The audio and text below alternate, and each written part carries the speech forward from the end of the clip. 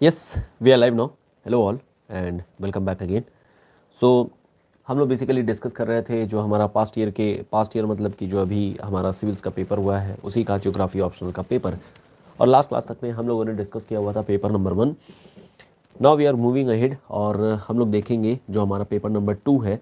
Paper number 2 अगर देखा जाए तो बहुत ही स्ट्रेट फॉरवर्ड से क्वेश्चन है, कोई ज़्यादा कॉम्प्लेक्सिटी नहीं है, कोई ट्विस्टिंग नहीं है। और पेपर पहले डिस्कस कर लेते हैं और फिर हम लोग देखेंगे कि कौन से सोर्स हैं जिसको फॉलो करके अल्टीमेटली ये सारा पेपर मतलब कि ये अल्टीमेटली हम लोग जो पेपर है वो प्रिपेयर भी कर सकते हैं और अल्टीमेटली हम लोग किस तरीके से सारी चीज़ें कंप्लीट कर सकते हैं। ठीक है, सो लेट अस स्टार्ट। जो पहला क्वेश्चन हमारा था, एक सेकेंड।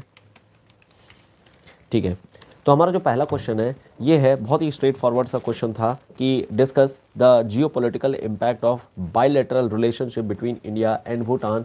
ये बहुत ही एक्सपेक्टेड सा क्वेश्चन था। हम लोगों ने अभी रिसेंट में ही देखा था डोकलाम और तमाम दिक्कतें हो रखी थी इंडिया और चाइना को लेकर के, और वो हो रही थी on the soil of Bhutan. तो यहीं से बायलैटरल रिलेशनशिप इंडिया और भूटान के बीच में ये स्टार्ट होती है। इंडिया और भूटान के बीच में जो रिलेशनशिप है वो उसकी शुरुआत होती है। अब ये जो रिलेशनशिप है वो कई तरीके से आ जाएगी, और स्पेशली ये जो क्वेश्चन अगर हम लोग देखेंगे तो ये आपका आईआर का भी सेम इसी तरीके का क्वेश्चन बन सकता है। तो क्वेश्चन में है सबसे पहले बायलैटरल रिलेशनशिप। तो आपको पता होना चाहिए इंडिया और भूटान की बायलैटरल रिलेशनशिप किस तरीके की है।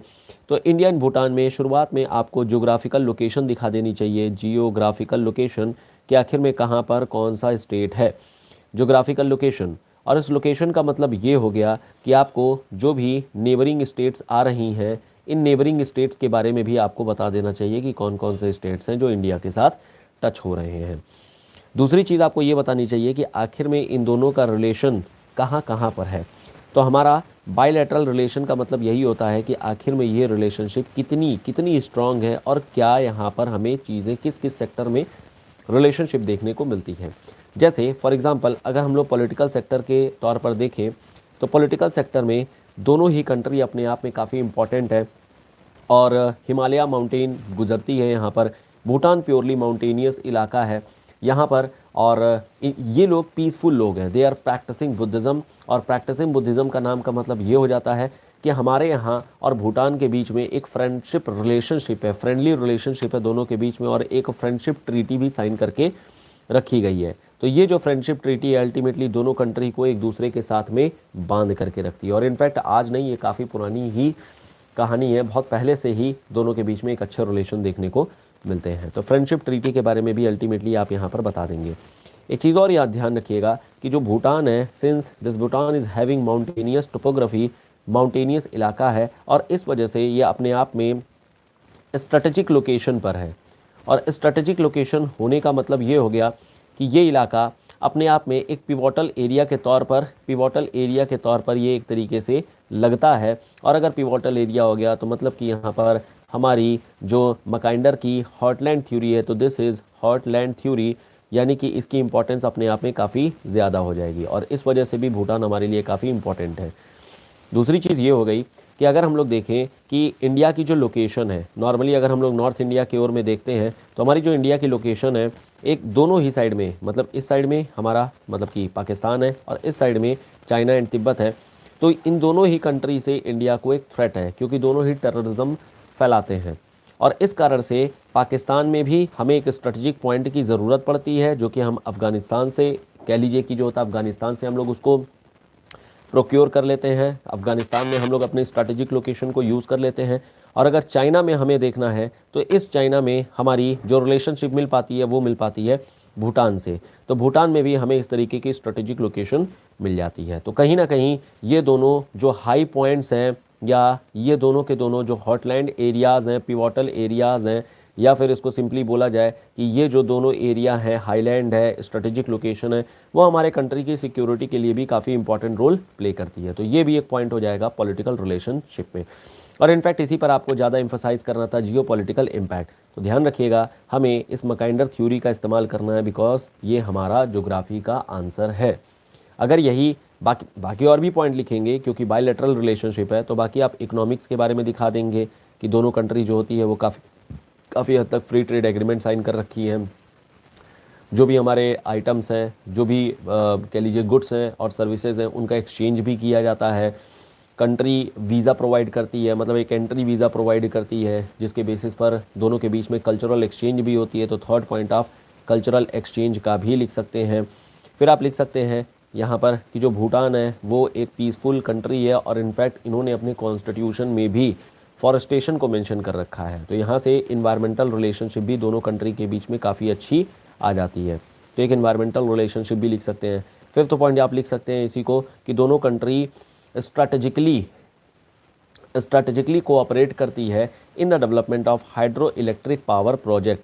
और इनफैक्ट अभी रिसेंट में ही एक मांग देचू प्रोजेक्ट, दिस इज मांग देचू प्रोजेक्ट एक बेसिकली दोनों कंट्री ने साइन किया है और अल्टीमेटली इन दोनों ही कंट्री ने एक दूसरे के साथ में वाटर को किस तरीके से यूज़ किया जाए, मतलब एनर्जी सोर्स के तौर पे कैसे यूज़ किया जाए, इसके बारे में हम लोग देख रहे हैं। तो ये कुछ इंपॉर्टेंट एरियाज हो जाएंगे, ये कुछ कह लीजिए कि तरीके हैं जिसके बेसिस पर ultimately we can write this answer. ये तरीका लिखा जा सकता है। तो आई गेस क्लियर हो गई होगी चीज़ें। पेपर ये जो क्वेश्चन है वो बहुत ही स्ट्रेट फॉरवर्ड है और बहुत आराम से आप किसी भी बुक में, और मैं आपको रिकमेंड करूँगा इसके लिए माजिद हुसैन जो हमारी ज्योग्राफी ऑफ इंडिया है, तो दिस इज़ माजिद हुसैन की बुक में आपको स्ट्रेट फॉरवर्ड ये आपको कंटेंट मिल जाएगा।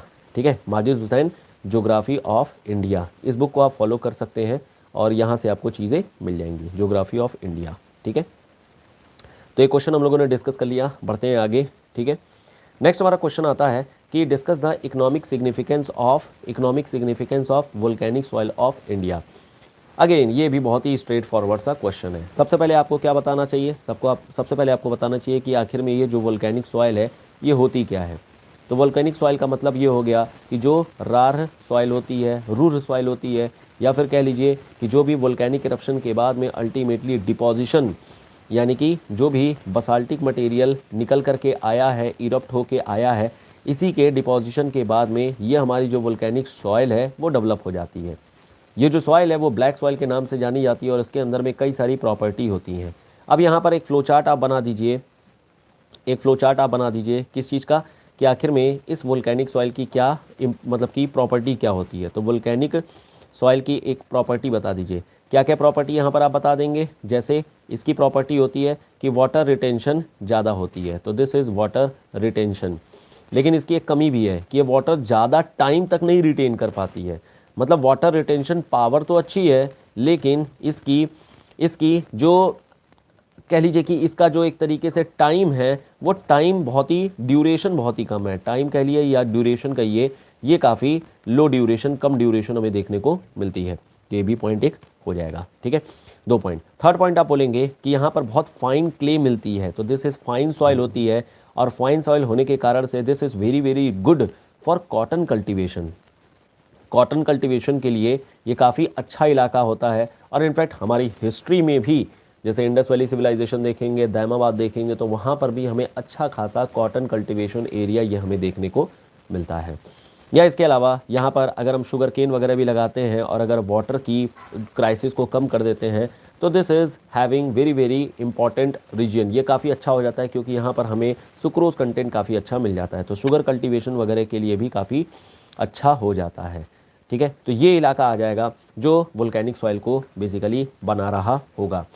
अब यहाँ पर आपको बताना है कि इसकी इकोनॉमिक सिग्निफिकेंस क्या है। हालांकि अगर चाहें तो एक पॉइंट और यहाँ पर फ्लो चार्ट के ही फॉर्मेट में डाल सकते हैं कि इसकी जियोलॉजिकल सिग्निफिकेंस, मतलब जियोलॉजिकल डेवलपमेंट कैसे हुई है, बट मैं कहूँगा मत लिखिएगा जियोलॉजिकल डेवलपमेंट इसकी, ऐसा इसलिए क्योंकि ये क्वेश्चन था कंपलसरी क्वेश्चन और ये 10 मार्कर क्वेश्चन है। 10 मार्कर क्वेश्चन का मतलब ये हो गया कि आपको केवल 150 वर्ड ही लिखना है, तो आपके पास में स्कोप नहीं है ज़्यादा लिखने का।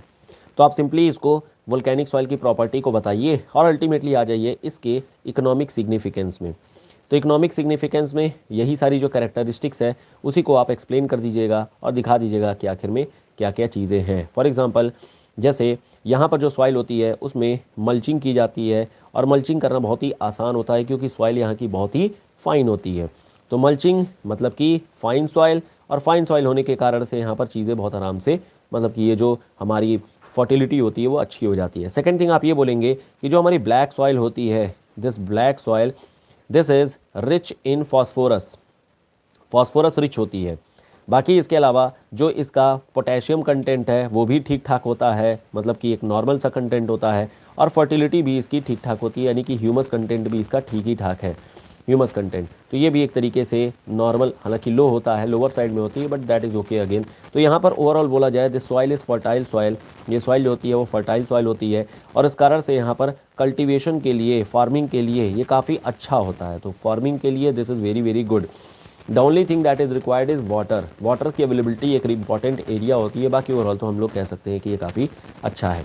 तीसरी चीज़ यहाँ पर हो जाती है कि जो हमारी ब्लैक सॉइल है या वोल्केनिक सॉइल है, नॉर्मली ये कोस्टल इलाके में हमें मिल रही है। कोस्टल मतलब जैसे महाराष्ट्र हो गया, या फिर हमारा डेक्कन के इलाके में मिल रही है। सो दिस इज़ डेक्कन के इलाके में, and this is very close to coastal area या फिर पोर्ट एरिया से काफ़ी क्लोज है, और इस वजह से यहाँ पर ट्रेड भी काफ़ी अच्छा खासा हमें देखने को मिल जाता है, या फिर इंपोर्ट एक्सपोर्ट भी हमें काफ़ी अच्छे से देखने को मिल जाता है। और इस वजह से हमें जो एग्रीकल्चरल आइटम हम लोग यहाँ पर यूज़ भी करते हैं, जो चॉइस ऑफ क्रॉप होती भी है, वो भी हम लोग ऐसी क्रॉप को यूज़ करते हैं जिसका ग्लोबल ट्रेड हो। तो इस वजह से भी यहाँ पर हम लोग चीज़ें कर लेते हैं।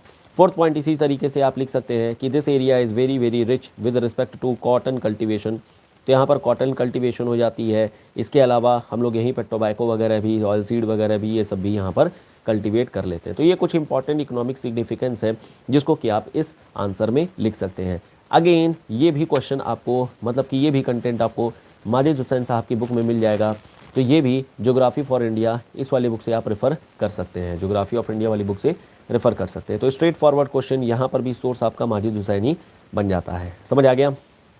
ठीक है, question is very straight forward, ज़्यादा कोई खास यहाँ पर कह लीजिए कि जो होता है ट्विस्टिंग नहीं है, आसान आसान सी बातें हैं, स्ट्रेट फॉरवर्ड सी बातें हैं। क्लियर है? हेलो हेलो हेलो सभी लोगों को hello. Now coming to the next question, आगे बढ़ें। यहाँ पर देखिए सेम वही चीज़ अभी हम लोगों ने देखा ऊपर, अभी हम लोगों ने देखा डेक्कन कल्टीवेशन, यानी कि जो हमारी ब्लैक सॉइल है, यहाँ पर हम लोगों ने देखा शुगर। सेम वही चीज़ हमारी क्वेश्चन नंबर 3 में भी पूछ ली गई है। देखिए साउथ इंडिया की चीज़ों को पूछा जाना, मतलब ये शुगर केन वगैरह पूछा जाना या फिर ब्लैक सॉइल के बारे में पूछा जाना, एक एक्सपेक्टेड क्वेश्चन है। इसलिए एक्सपेक्टेड है क्योंकि देखिए हमेशा साउथ इंडिया में तमाम फार्मिंग की सुसाइड्स वगैरह देखने को मिलते थे। शुगर केन का कंटेंट भी हमेशा हर साल जब भी मतलब एग्रीकल्चर का सेंसस आता है तो वहाँ से भी हमें निकल करके आ जाता है कि कौन सा एरिया कितना परफॉर्म कर रहे हैं। तो हमेशा ये देखा गया है कि साउथ इंडिया के जो शुगर केन इंडस्ट्रीज़ है they are performing very well. In fact ये काफ़ी अच्छा परफॉर्म करते हैं yield wise, productivity wise as compare to north India, और इनकी क्वालिटी भी अच्छी होती है। मतलब यहाँ पर जो मिठास होती है, जो सुक्रोज कंटेंट होते हैं, वो भी रिलेटिवली ज़्यादा होते हैं। तो यहाँ पर यही चीज़ बोली जा रही है कि give a reason account of difference between sugar industry of north and peninsular India. North India में जो शुगर इंडस्ट्री है, और दूसरी जो पेनिनसुलर इंडिया बोलिए या फिर यही डेक्कन का इलाका बोलिए, बात एक ही है। डेक्कन का एरिया बोलिए, बात एक ही है। ठीक है, नॉर्थ एरिया में, अगर नॉर्थ इंडिया में हम लोग आ जाते हैं तो यहाँ पर देखिए यहाँ की जो सॉइल है वो एलुवियल सॉइल है, which is again good for agriculture. तो यहाँ पर एलुवियल सॉइल होती है, तो ये भी हमारे लिए अच्छी होती है। लेकिन इसमें ये जो सॉइल है वो ए जोनल सॉइल है, मतलब यहाँ पर ये मतलब कि ये डेवलपमेंट अभी पूरी तरीके से सॉइल का नहीं हुआ है, तो ए जोनल सॉइल होती है, और लेकिन फर्टिलिटी अच्छी होती है। दूसरी चीज़, इरिगेशन के लिए नॉर्थ इंडिया में अच्छा खासा स्कोप है, क्योंकि यहाँ पर बहुत सारी रिवर्स आ जाती हैं, और रिवर्स होने के कारण से यहाँ पर इरिगेशन के लिए कोई खास यहाँ पर मेहनत करने की ज़रूरत नहीं पड़ती है। This is very simple thing. लेकिन इसमें दिक्कत ये होती है कि यहाँ पर प्रोडक्टिविटी बहुत लो आती है। तो यहाँ पर प्रोडक्टिविटी काफ़ी कम होती है, लो प्रोडक्टिविटी होती है। प्लस जो यहाँ का क्वालिटी होता है वो क्वालिटी भी कुछ खास नहीं होता है, क्वालिटी भी यहाँ की काफ़ी लो रहती है। यानी कि जो शुगर कंटेंट है वो शुगर कंटेंट भी रिलेटिवली इसकी कम रहती है। जैसे कई बार आप लोग चीनी खरीदने जाएंगे तो दो तरीके की चीनी मिलेगी, एक जो 20-25 रुपये किलो मिलेगी और एक जो 40 रुपये किलो मिलेगी। जो 20-25 रुपये वाली किलो वाली होती है उसमें शुगर कंटेंट कम होता है, उसमें शुगर आपको ज़्यादा, मतलब कि चीनी आपको ज़्यादा डालना पड़ता है चाय वाय में, तब आपकी मिठास आती है। और वहीं अगर पेनिनसुलर इंडिया में देखेंगे तो this is having good quality, यहाँ पर इसके पास गुड क्वालिटी शुगर होती है। क्यों होती है? क्योंकि इसके पास में जो सॉइल है वो है black soil, this is black soil. और ब्लैक सॉइल में अभी हम लोगों ने देखा कि वाटर रिटेंशन पावर बहुत होती है, तो यानी पानी की बस ज़रूरत है, वाटर रिटेन तो ये खुद कर लेगा, इसकी खुद की प्रॉपर्टी है, क्योंकि ये बहुत ही फाइन सॉइल होती है। तो यहाँ पर वाटर रिटेंशन काफ़ी हाई होता है, लेकिन बस दिक्कत ये होती है कि इसकी ड्यूरेशन बहुत कम होती है। तो ड्यूरेशन कम होने का मतलब कि पानी तो थोड़े से पानी में अच्छा खासा मिक्सिंग हो जाएगा, लेकिन ये पानी उतना ही तेज़ी से इवेपोरेट भी कर जाएगा, तो ये प्रॉब्लम होती है। तो यहाँ पर कंटिन्यूसली इरिगेशन को कंटिन्यूसली अवेल कराना होता है, मतलब कि हमेशा ये देना पड़ता है, ठीक है। एंड अल्टीमेटली फिर हम लोग बोल सकते हैं कि अल्टीमेटली फिर यहाँ पर जो भी शुगर कंटेंट निकल के आता है या जो भी यहाँ पर शुगर केन निकल के आती है वो काफ़ी हाई क्वालिटी की, मतलब एक तो इसकी क्या है, प्रोडक्टिविटी भी काफ़ी अच्छी होती है, जैसे प्रोडक्टिविटी भी काफ़ी हाई होती है, और दूसरी इसकी जो क्वालिटी भी होती है वो क्वालिटी भी काफ़ी अच्छी निकल के आती है, मतलब इसमें सुक्रोज कंटेंट वगैरह बहुत अच्छा होता है। तो ये पॉइंट हो जाते हैं हमारे जो पेनिनसुलर इंडिया का है। बाकी आपको देखिए अकाउंट पूछा गया है, तो अकाउंट में क्या करना है कि आपको कुछ यहाँ पर डेटा लिखना होगा। ये डेटा आप कहाँ से उठाएंगे, ये एग्रीकल्चरल सेंसस का डेटा आप उठाएंगे। तो दिस इज़ एग्रीकल्चरल सेंसस का डेटा कहाँ पर मिलता है, ये आपको बजट से मिल जाता है, तो बजट से आप इसको उठा सकते हैं, या फिर आप इकोनॉमिक सर्विस से भी उठा सकते हैं।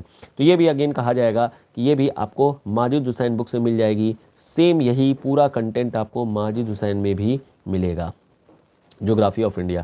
तो ये भी क्वेश्चन क्या है, माजिद हुसैन साहब से ही आ गया, ठीक है। तो ये भी स्ट्रेट फॉरवर्ड सी चीज़ है, ज़्यादा कुछ खास नहीं है, स्ट्रेट फॉरवर्ड क्वेश्चन है। देखिए जितने भी क्वेश्चन पूछे गए हैं पेपर 2 में, they are very very straightforward question, कहीं पर आपको ज़्यादा दिक्कत नहीं होनी चाहिए, ठीक है। जहाँ डाउट हो रहा होगा आप लोग चैट बॉक्स में लिख दीजिएगा जो डाउट है, जिस भी तरीके का डाउट है, तो हम लोग उसको देख लेंगे क्या सीन है।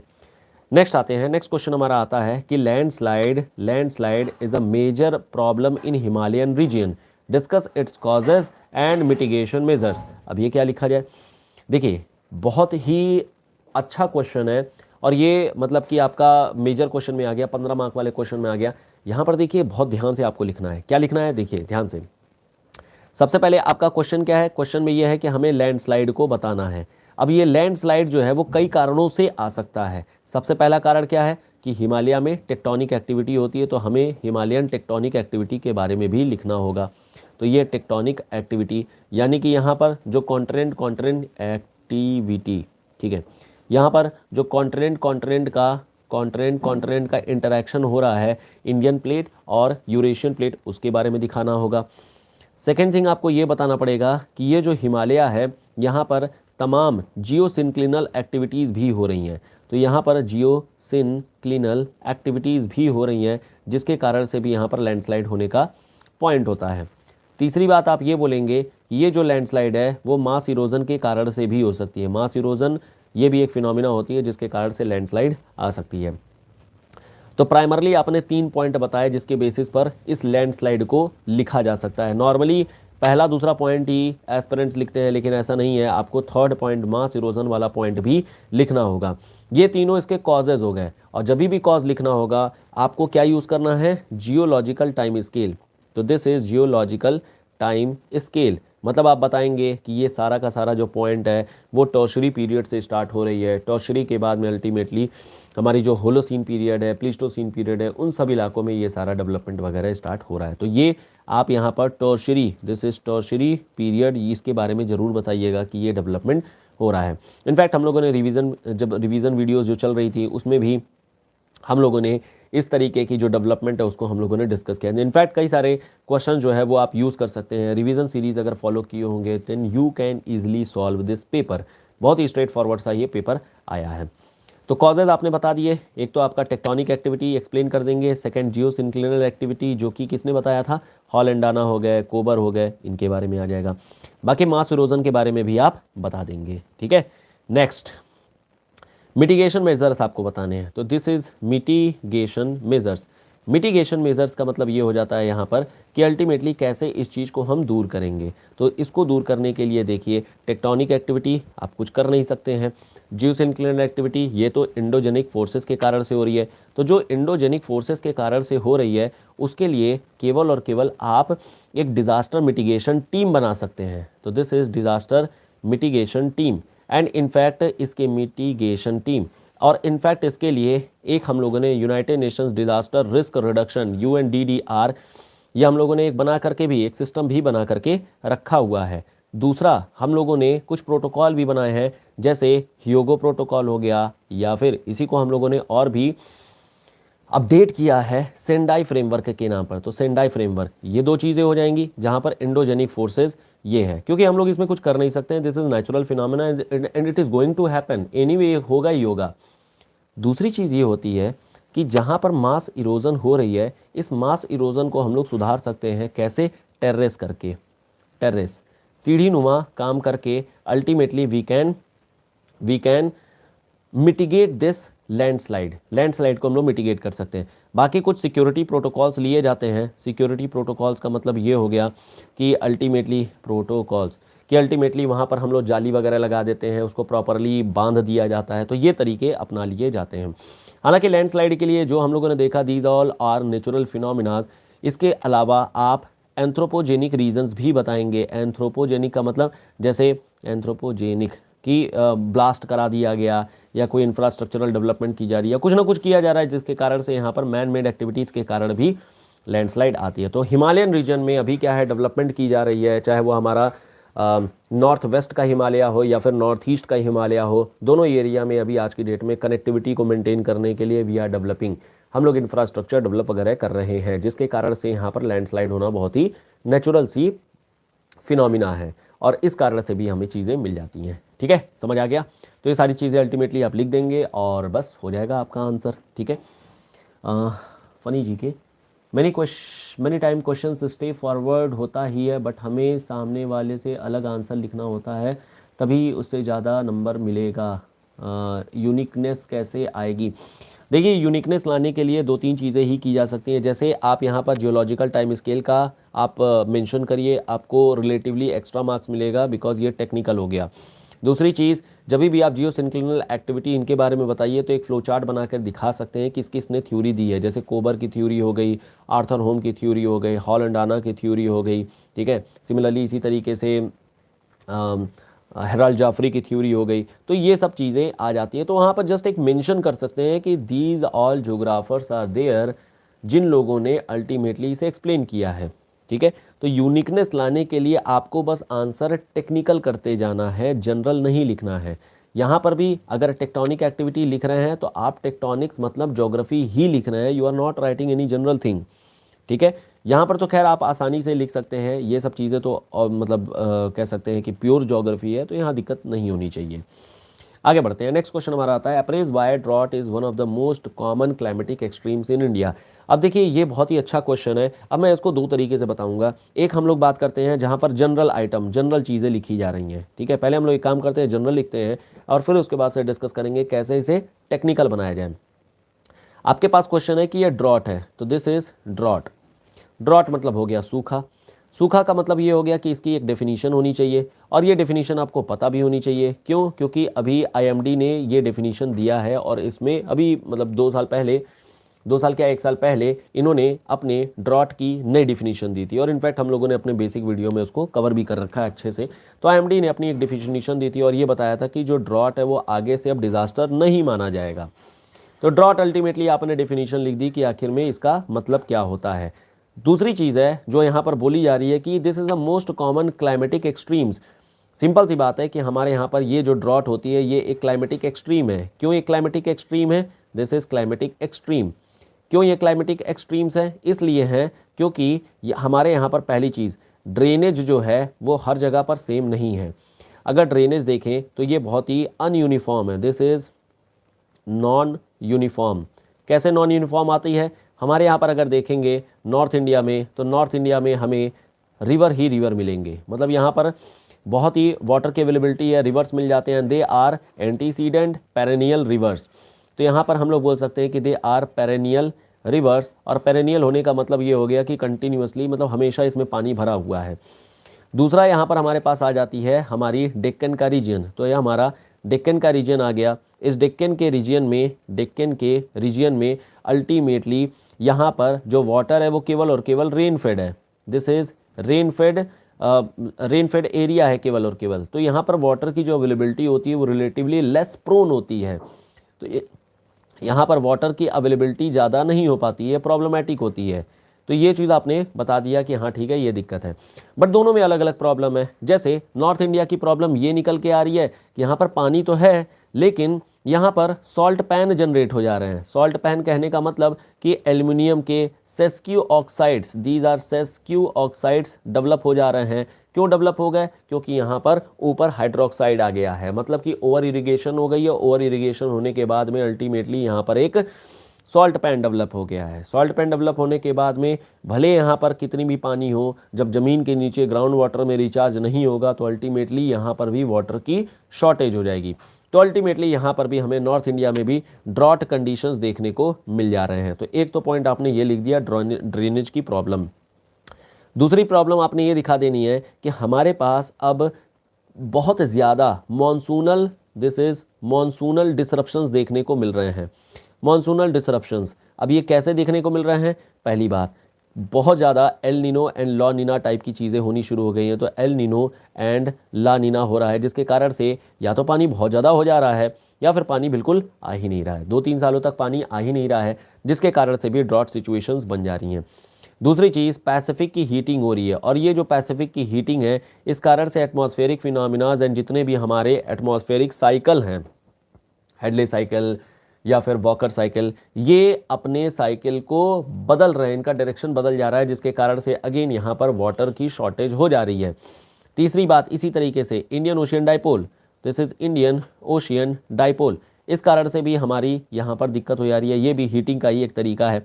और लास्ट आ जाती है, यहाँ पर आप क्लाइमेटिक लिख सकते हैं, क्लाइमेटिक डिसरप्शंस या क्लाइमेटिक एर्राटाज। यहाँ पर लिख सकते हैं मेडन जूलियन ऑसिलेशन, तो this is Madden Julian oscillation. ये भी एक तरीके की फिनोमिना है जो कि अल्टीमेटली ऑसिलेशन, जो कि अल्टीमेटली पानी की शॉर्टेज यानी कि जो भी मानसून है उसको वीक कर देती है। तो ये भी एक दिक्कत हो गई। तीसरी प्रॉब्लम आ जाएगी हमारी एंथ्रोपोजेनिक, दिस इज एंथ्रोपोजेनिक। अब एंथ्रोपोजेनिक सीजन, एंथ्रोपोजेनिक का मतलब ये हो जाता है कि हमारे पास बहुत सारे हम लोग जेनेटिकली मॉडिफाइड जो है क्रॉप यूज़ कर रहे हैं, और इस जेनेटिकली मॉडिफाइड क्रॉप यूज़ करने के कारण से हमारी जो सॉइल है वो इनफर्टाइल हो जा रही है, सॉइल में प्रॉब्लम हो जा रही है, सॉइल की फर्टिलिटी लूज़ हो जा रही है। और सॉइल की फर्टिलिटी जब लूज़ हो जाएगी तो आप कितना भी कुछ भी करिए, कितनी भी वाटर को लेकर के आइए, फर्टिलाइज़र डालिए, ultimately the crop is going to fail, crop हमारी फेल हो जाती है। तो ये कुछ 3-4 तरीके हैं जिसके बेसिस पर अल्टीमेटली आप बता सकते हैं कि ये मोस्ट कॉमन क्लाइमेटिक एक्सट्रीम्स है इंडिया में, और ये नॉर्मली हमेशा ही मिल जाते हैं। लेकिन ये हुआ जनरल। अब इसको टेक्निकल कैसे बनाया जाए? देखिए, टेक्निकल बनाया जाता है। टेक्निकल भी बहुत आराम से आप बना सकते हैं। कैसे? सबसे पहले आप ये बताइए कि ड्रॉट होते कितने तरीके के हैं। तो बेसिकली ड्रॉट आपको 3 तरीके के मिलेंगे। एक होगा जिसको बोलते हैं hydrological drought, this is hydrological drought, मतलब जहाँ पर पानी की शॉर्टेज होती है उसको बोलते हैं हाइड्रोलॉजिकल। दूसरी होती है जो मीटियोरोलॉजिकल होती है, मतलब यहाँ पर पानी नीचे जा ही नहीं पा रहा है, जैसे कि आपका नॉर्थ ईस्ट में होता है कि नॉर्थ ईस्ट में मौसिनराम में या चेरापूंजी में बारिश तो बहुत हो रही है, लेकिन वहाँ पर जो टोपोग्राफी है, वहाँ की जो सॉयल है वो रॉकी सॉयल है, नीचे पानी पर्कुलेट ही नहीं कर पा रहा है और पूरी पानी अल्टीमेटली बे ऑफ बंगाल में चली जा रही है। तो यहाँ पर भी ड्रॉट सिचुएशंस आ रही हैं। तीसरी होती है जो एग्रीकल्चरल ड्रॉट होती है। एग्रीकल्चरल ड्रॉट का मतलब कि खेती की जा रही है लेकिन अल्टीमेटली किसी न किसी कारण से जो हमारी क्रॉप है वो फेल कर गई, और अगर फेल कर गई तो ये भी एक तरीके का सूखा पड़ गया, एक तरीके की यहाँ पर भी ड्रॉट आ गई। तो एक पॉइंट आपने यहाँ पर लिख दिया। दूसरा पॉइंट आपने बता देना है कि जो नॉर्थ इंडिया है और साउथ इंडिया यानी कि डेक्कन रीजन है, यहाँ की टोपोग्राफी कैसी है। अब इस टोपोग्राफी का मतलब क्या होता है? टोपोग्राफी का मतलब होता है कि डेवलपमेंट कैसे हुआ है। फॉर एग्जांपल जो नॉर्थ इंडिया है यहाँ की टोपोग्राफी तराई रीजन की आ जाती है, या फिर अगर बोला जाए इंडिया अगर देखें तो इंडिया जब अपना डेवलपमेंट कर रहा था उस डेवलपमेंट के दौरान में एक तरफ तो हिमालय डेवलप हो गई और दूसरी तरफ पेनिनसुलर इंडिया डेवलप हो गया। तो दिस इज पेनिनसुलर इंडिया जो अभी मार्किंग कर रहा हूँ मैं, और ये जो पार्ट है वो हिमालय का पार्ट आ गया, और बीच में ये जो दबा हुआ पोर्शन है इसको मैं अलग कलर से दिखा देता हूँ। ये जो पोर्शन है ये हमारा नॉर्थ इंडियन प्लेन है। तो ये जो नॉर्थ इंडियन प्लेन है ऑटोमेटिकली यहाँ पर 2 तरफ से पानी आएगा, एक तो हमारे साउथ से भी और नॉर्थ से भी। तो यहाँ पर पानी की availability anyway it is going to be there, यहाँ पर ज़्यादा रहेगा ही रहेगा। और पेनिनसुलर इंडिया में यहाँ पर इसका स्लोप ही कुछ इस तरीके का है कि पानी फ्लो कर जाएगा और यहाँ पर पानी नहीं रहेगा। एक तो आपने ये टोपोग्राफी बता दी, ये मैप बना दिया। दूसरी चीज़ आपने ये बनानी है कि जो हमारा नॉर्थ इंडिया है यहाँ पर जो ग्राउंड है उसमें जो सॉइल आती है वो डेवलप्ड सॉइल आती है, मतलब यहाँ पर जो सॉइल है वो हॉराइजन्स उसके डेवलप होते हैं। ऑन द अदर हैंड अगर हम डेक्कन रीजन में देखें तो डेक्कन रीजन में सॉइल के जो हॉराइजन होते हैं दे आर नॉट डेवलप्ड, यहाँ पर हॉराइजन डेवलप नहीं हो पाते हैं, मतलब 0 लेवल, 1 ए लेवल और ultimately B level, C level, D level अलग अलग होते हैं। लेकिन यहाँ पर बी लेवल के बाद में या ए लेवल के बाद में रॉक स्ट्रेटा आ जाता है, पानी नीचे है ही नहीं, क्या करें। तो इस कारण से टैंक इरिगेशन वगैरह यहाँ पर प्रैक्टिस भी की जाती है, लेकिन खैर हमें सॉइल की कंडीशन को दिखाना है तो हमने बना दिया टेक्निकल, जोनल, ए जोनल, इंट्राजोनल सॉइल का यूज़ करके। एंड इसी तरीके से हम लोग यूज़ और कर सकते हैं जो Indian council of agricultural research in ICAR के द्वारा जो एग्रीकल्चर का अपना क्लासिफिकेशन दिया गया है। खैर यहाँ पर चीज़ें बता दी गई। बाकी मॉनसूनल डिसरप्शन के लिए ये तो पूरा टेक्निकल ही हो गया, यहाँ पर ज़्यादा कुछ खास है नहीं। एंथ्रोपोजेनिक रीजंस के लिए भी आप जेनेटिकली मॉडिफाइड क्रॉप और कुछ एग्रीकल्चरल प्रैक्टिस इनके बारे में दिखा सकते हैं। तो प्राइमरली यहाँ पर जो फोकस करना है वो इस पार्ट में फोकस करना है, यानी कि ड्रॉट किस टाइप की है। सेकंड आपको फोकस करना है यहाँ की टोपोग्राफी, और इस टोपोग्राफी को और हेल्प करेगा, मतलब कि आपको जियोलॉजिकल टाइम स्केल अगर आप यूज़ करेंगे कि किस टाइम पीरियड में क्या डेवलप हो रही है तो आपको और ज़्यादा हेल्प मिलेगी, ठीक है।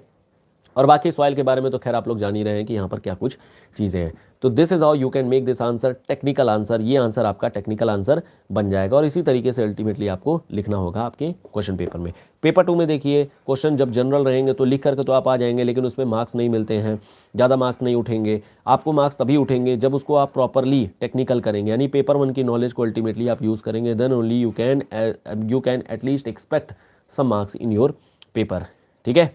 क्लियर है, कोई डाउट नहीं होनी चाहिए, आसान है क्वेश्चन, ज़्यादा दिक्कत नहीं है।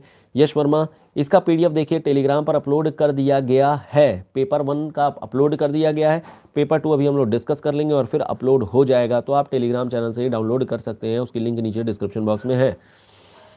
नेक्स्ट क्वेश्चन आते हैं। नेक्स्ट क्वेश्चन ये भी बहुत ही एक्सपेक्टेड सा क्वेश्चन था, और इनफैक्ट क्यों एक्सपेक्टेड है वो भी हम लोग बात करते हैं, ठीक है। हमारा क्वेश्चन है discuss the ecological and economic challenges of river interlinking in India. क्या चीज़ है ये? देखिए रिवर इंटरलिंकिंग हमेशा से ही न्यूज़ में बनी रहती है, क्योंकि हमारे यहाँ पर अभी हम लोगों ने देखा ऊपर वाले ही क्वेश्चन में कि हमारे यहाँ जो रिवर का या फिर वाटर की अवेलेबिलिटी है वो पूरे इंडिया में सेम नहीं है, कुछ जगहों पर काफ़ी अच्छी है और कुछ जगहों पर बहुत ही पुअर है। तो वाटर की अवेलेबिलिटी न हो पाने के कारण हमारे पास 2-3 ऑप्शन होते हैं। क्या ऑप्शन होते हैं? एक ऑप्शन होता है रेन वाटर हार्वेस्टिंग करना, तो this is rain water harvesting. लेकिन यहाँ पर दिक्कत ये आ रही है कि कई सारी क्लाइमेटिक डिसरप्शंस भी आ गई हैं, जिसके कारण से यहाँ पर पानी बरस ही नहीं रहा है, तो इकट्ठा क्या करेंगे। दूसरी होती है वाटर शेड मैनेजमेंट, तो this is water shade management, ये काम भी किया जा सकता है, लेकिन यहाँ पर भी दिक्कत होती है वही वाटर की अवेलेबिलिटी को लेके। तीसरा पॉइंट होता है डाइवर्जन को लेकर के, डाइवर्जन को लेकर के। अब इस डाइवर्जन में 2 तरीके की चीज़ें आ जाती हैं। एक हमारा हो जाता है जहाँ पर आप रिवर को डाइवर्ट करते हैं, कैनालिंग कर लेते हैं, तो रिवर का डाइवर्जन कर लिया जाता है, जैसे राजस्थान में ये काम किया जाता है मेनली, जैसे गांधी सागर डैम हो गया, ठीक है, यहाँ पर डाइवर्जन किया जा रहा है, इंदिरा गांधी हो गई। तो दूसरी होती है यहाँ पर रिवर की इंटर लिंकिंग की जाती है, तो this is river inter linking, ये चीज़ आ जाती है। और इनफैक्ट हम लोगों ने रिसेंट में देख रखा है कि 2-3 तरीके के एग्जाम्पल्स आ रहे हैं रिवर इंटरलिंकिंग को ही लेकर के। 2 एग्जाम्पल बेसिकली यहाँ पर आप कोट करिएगा। एक एग्जाम्पल कोट करिएगा KG बेसिन, कृष्णा गोदावरी जो इंटरलिंकिंग की जा रही है KG बेसिन को लेकर के, और दूसरा इंटरलिंकिंग आप बोल सकते हैं जो आपका क्या है, Ken Betwa linking, yes Ken Betwa interlinking. तो केन बेतवा इंटरलिंकिंग भी यहाँ पर आप कर सकते हैं, इंटरलिंकिंग, और इस तरीके से 2 पार्ट यहाँ पर मिल जाते हैं। हालांकि इससे पहले हम लोगों ने कई सारे रिवर की इंटरलिंकिंग की थी, प्रैक्टिस मतलब कोशिश की थी, बट वो फेल हो रही थी। फेल इसीलिए हो रही थी क्योंकि हम मेजर रिवर्स को इंटरलिंक कर रहे थे और अल्टीमेटली फ्लडिंग की कंडीशन आ रही थी। तो ये भी एक पार्ट आ जाता है। हालांकि यहाँ पर DVC project Damodar valley corporation के बारे में भी आप बता सकते हैं कि कैसे यहाँ पर पानी की प्रॉब्लम थी, लेकिन अल्टीमेटली मतलब फ्लडिंग की प्रॉब्लम थी, बट अल्टीमेटली हम लोगों ने उसे रीअरेंज कर लिया है। खैर ये एक छोटा सा पार्ट आ जाएगा शुरुआती टाइम में, लेकिन हमारा जो मेन फोकस होना चाहिए इस रिवर इंटरलिंकिंग को लेकर होना चाहिए, क्योंकि यही क्वेश्चन में पूछा जा रहा है। अब आपको बताना है रिवर इंटरलिंकिंग के क्या इकोनॉमिक और इकोलॉजिकल चैलेंजेस होते हैं, तमाम यहाँ पर बातें आ जाएंगी। तो ये जो इकोलॉजिकल चैलेंजेस हैं पहले आप उसको बता दीजिए। इकोलॉजिकल चैलेंजेस में क्या क्या चीज़ें आ जाएंगी, जैसे जब हम इंटरलिंकिंग करते हैं तो सबसे बड़ी दिक्कत होती है मरीन स्पीशीज़ को। मरीन स्पीशीज़ के लिए कई बार क्या होता है, पानी जो वॉल्यूम ऑफ द वाटर होती है या जो चैनलाइजेशन होती है उसके कारण से उनकी डेथ हो जाती है। इसके कारण से अल्टीमेटली जो मरीन इकोसिस्टम है वो डिस्टर्ब हो जाता है, तो मरीन इकोसिस्टम भी डिस्टर्ब हो गया, और अगर मरीन इकोसिस्टम डिस्टर्ब होगा तो ऑटोमेटिकली वाटर भी पोल्यूट हो जाता है, तो यहाँ पर वाटर की भी पॉल्यूशन का एक खतरा रहता है। इसके अलावा यहाँ पर जब इकोलॉजिकल सक्सेशन हो जाती है, तो दिस इज इकोलॉजिकल सक्सेशन। अब देखिए ये सारे जो चीज़ें हैं हम लोग केवल कंसेप्ट ही यूज़ कर रहे हैं और अल्टीमेटली इसमें आगे एक्सप्लेन करेंगे कि आखिर में क्या कुछ चीज़ें हैं। तो इकोलॉजिकल सक्सेशन भी हो जाती है। चौथा पॉइंट यहाँ पर कि जो रिवर है वो अपने साथ कई सारे डिपॉजिटेड मटेरियल भी लेके आती है और साथ ही साथ में इरोजन भी करती है। इरोजन के कारण से अल्टीमेटली कई जगहों पर हमें कटिंग देखने को मिलती है, रिवर कटान कर देती है, कटिंग कर देती है, और इस कारण से भी हमें तमाम फ्लडिंग की प्रॉब्लम, वाटर की मतलब कि वाटर का डाइवर्जन देखने को मिल जाता है, प्लस साथ ही साथ में हमें फ्लडिंग कंडीशन देखने को मिल जाती है। रिवर जो है जो ज़मीन है वो भी कहीं ना कहीं एक कह लीजिए कि जो होता है नीचे की ओर में गिर जाती है, मतलब कि उसकी भी एक तरीके से कह लीजिए लैंडस्लाइड टाइप की ही बात हो जाती है, ज़मीन नीचे खिसक जाती है, तो तमाम प्रॉब्लम आ जाती हैं इकोलॉजिकल इश्यूज़ को लेकर के। तो ये कुछ इकोलॉजिकल हो गया। बाकी पॉजिटिव भी है ऑब्वियसली, यहाँ पर हमें क्या है कि इकोटोन मिल जाता है, तो दिस इज़ इकोटोन, जो कि अपने आप में एक बायोडाइवर्स रीजन होती है, तो दिस इज़ बायोडाइवर्स रीजन भी होती है। तो ये भी पॉइंट अल्टीमेटली आप लिख देंगे। और बाकी इकोनॉमिक सिग्निफिकेंस में भी आप दिखा सकते हैं कि यहाँ पर वाटर की अवेलेबिलिटी हो जाती है, एग्रीकल्चर हो गया, ठीक है, तो यहाँ पर आपका एग्रीकल्चर होना शुरू हो जाता है, साउथ इंडिया में बहुत ज़रूरी चीज़ है। दूसरी चीज़, वाटर को हम लोग पूरे इंडिया में अगर बढ़ा दे, मतलब कि इंश्योर कर पा रहे हैं, देन वाटर अवेलेबिलिटी अगर हो गई तो हम लोग बोल सकते हैं कि बेसिक नीड लोगों की पूरी कर दी जा रही है, तो बेसिक नीड फुलफिल कर दिया गया है। इंडस्ट्री कई जगहों पर क्या है वाटर की शॉर्टेज होती है, तो इंडस्ट्रियल यूज़ भी चला जाता है। तो ये कुछ इकोनॉमिक सिग्निफिकेंस भी अल्टीमेटली आप यहाँ पर लिख सकते हैं रिवर इंटरलिंकिंग के, ठीक है। एक और प्रोजेक्ट यहाँ पर बता सकते हैं, कालेश्वरम लिफ्ट इरिगेशन प्रोजेक्ट, तो this is Kaleshwaram lift irrigation.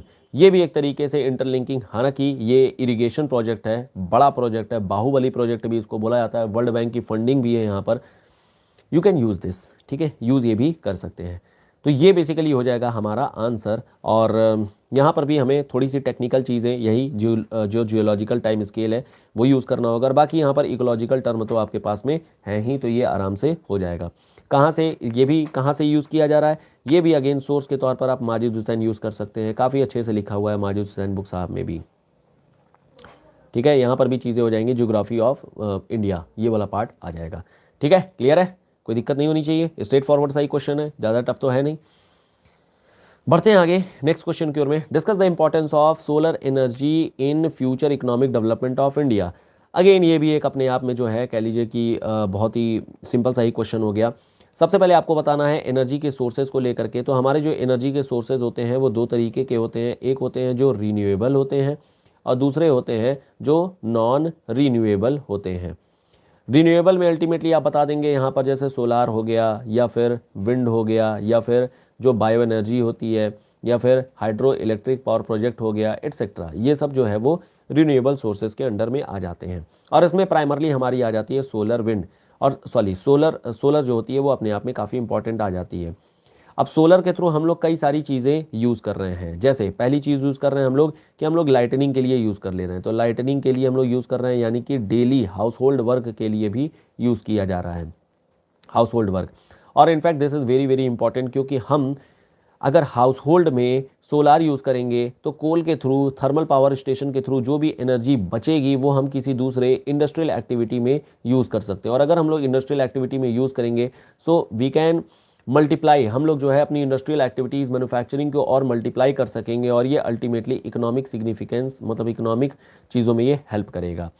Second thing ultimately हम लोग ये बोल सकते हैं कि हमारे यहाँ पर कई सारी पार्लियामेंट्री बिल्डिंग हो गई, या फिर कई सारे स्टेट लेजिस्लेचर की जो बिल्डिंग्स है उसे भी सोलार कर दिया गया है, कई सारे ऑफिसेस को सोलार कर दिए गए हैं।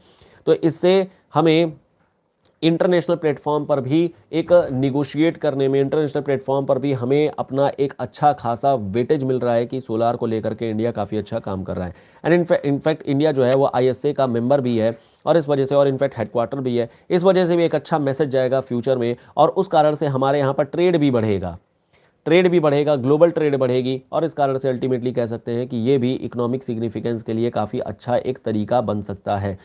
तीसरी चीज़, सोलार को लेकर के अभी जैसे आप लोगों ने देखा होगा कि सोलर प्लेट को लगा करके एक एयरक्राफ्ट उड़ाई गई थी, एयरक्राफ्ट उड़ाई गई थी। तो हम लोग ये बोल सकते हैं कि आगे जा करके जो एटीएफ का यूज़ किया जाता है, एयर टर्बाइन फ्यूल का जो यूज़ किया जाता है, उसकी जगह पर we can use this solar and ultimately यहाँ से भी हम लोग इकोनॉमिक सिग्निफिकेंस यानी कि इकोनॉमिक बेनिफिट यहाँ से भी हम लोग निकाल सकते हैं। चौथा पॉइंट इसी तरीके से आप बोल सकते हैं कि सोलार को लेकर के हम लोग आगे जैसे ई व्हीकल्स अभी हम लोग बना रहे हैं, तो इलेक्ट्रिक व्हीकल्स जो बना रहे हैं, कल को वी कैन मेक, हम लोग जो है ये जो व्हीकल्स है बेसिकली वो चार्जिंग स्टेशन सोलार के थ्रू भी बना सकते हैं। आगे इन रिसर्च एंड डेवलपमेंट करनी पड़ेगी, तो शायद आगे जा करके हमें व्हीकल्स भी कुछ सोलार टाइप के व्हीकल्स देखने को मिल सकते हैं। तो ये भी एक तरीका बन सकता है। तो ये तो हो गया जो इसकी मतलब कह सकते हैं इंपॉर्टेंस, इकोनॉमिक वैल्यू है।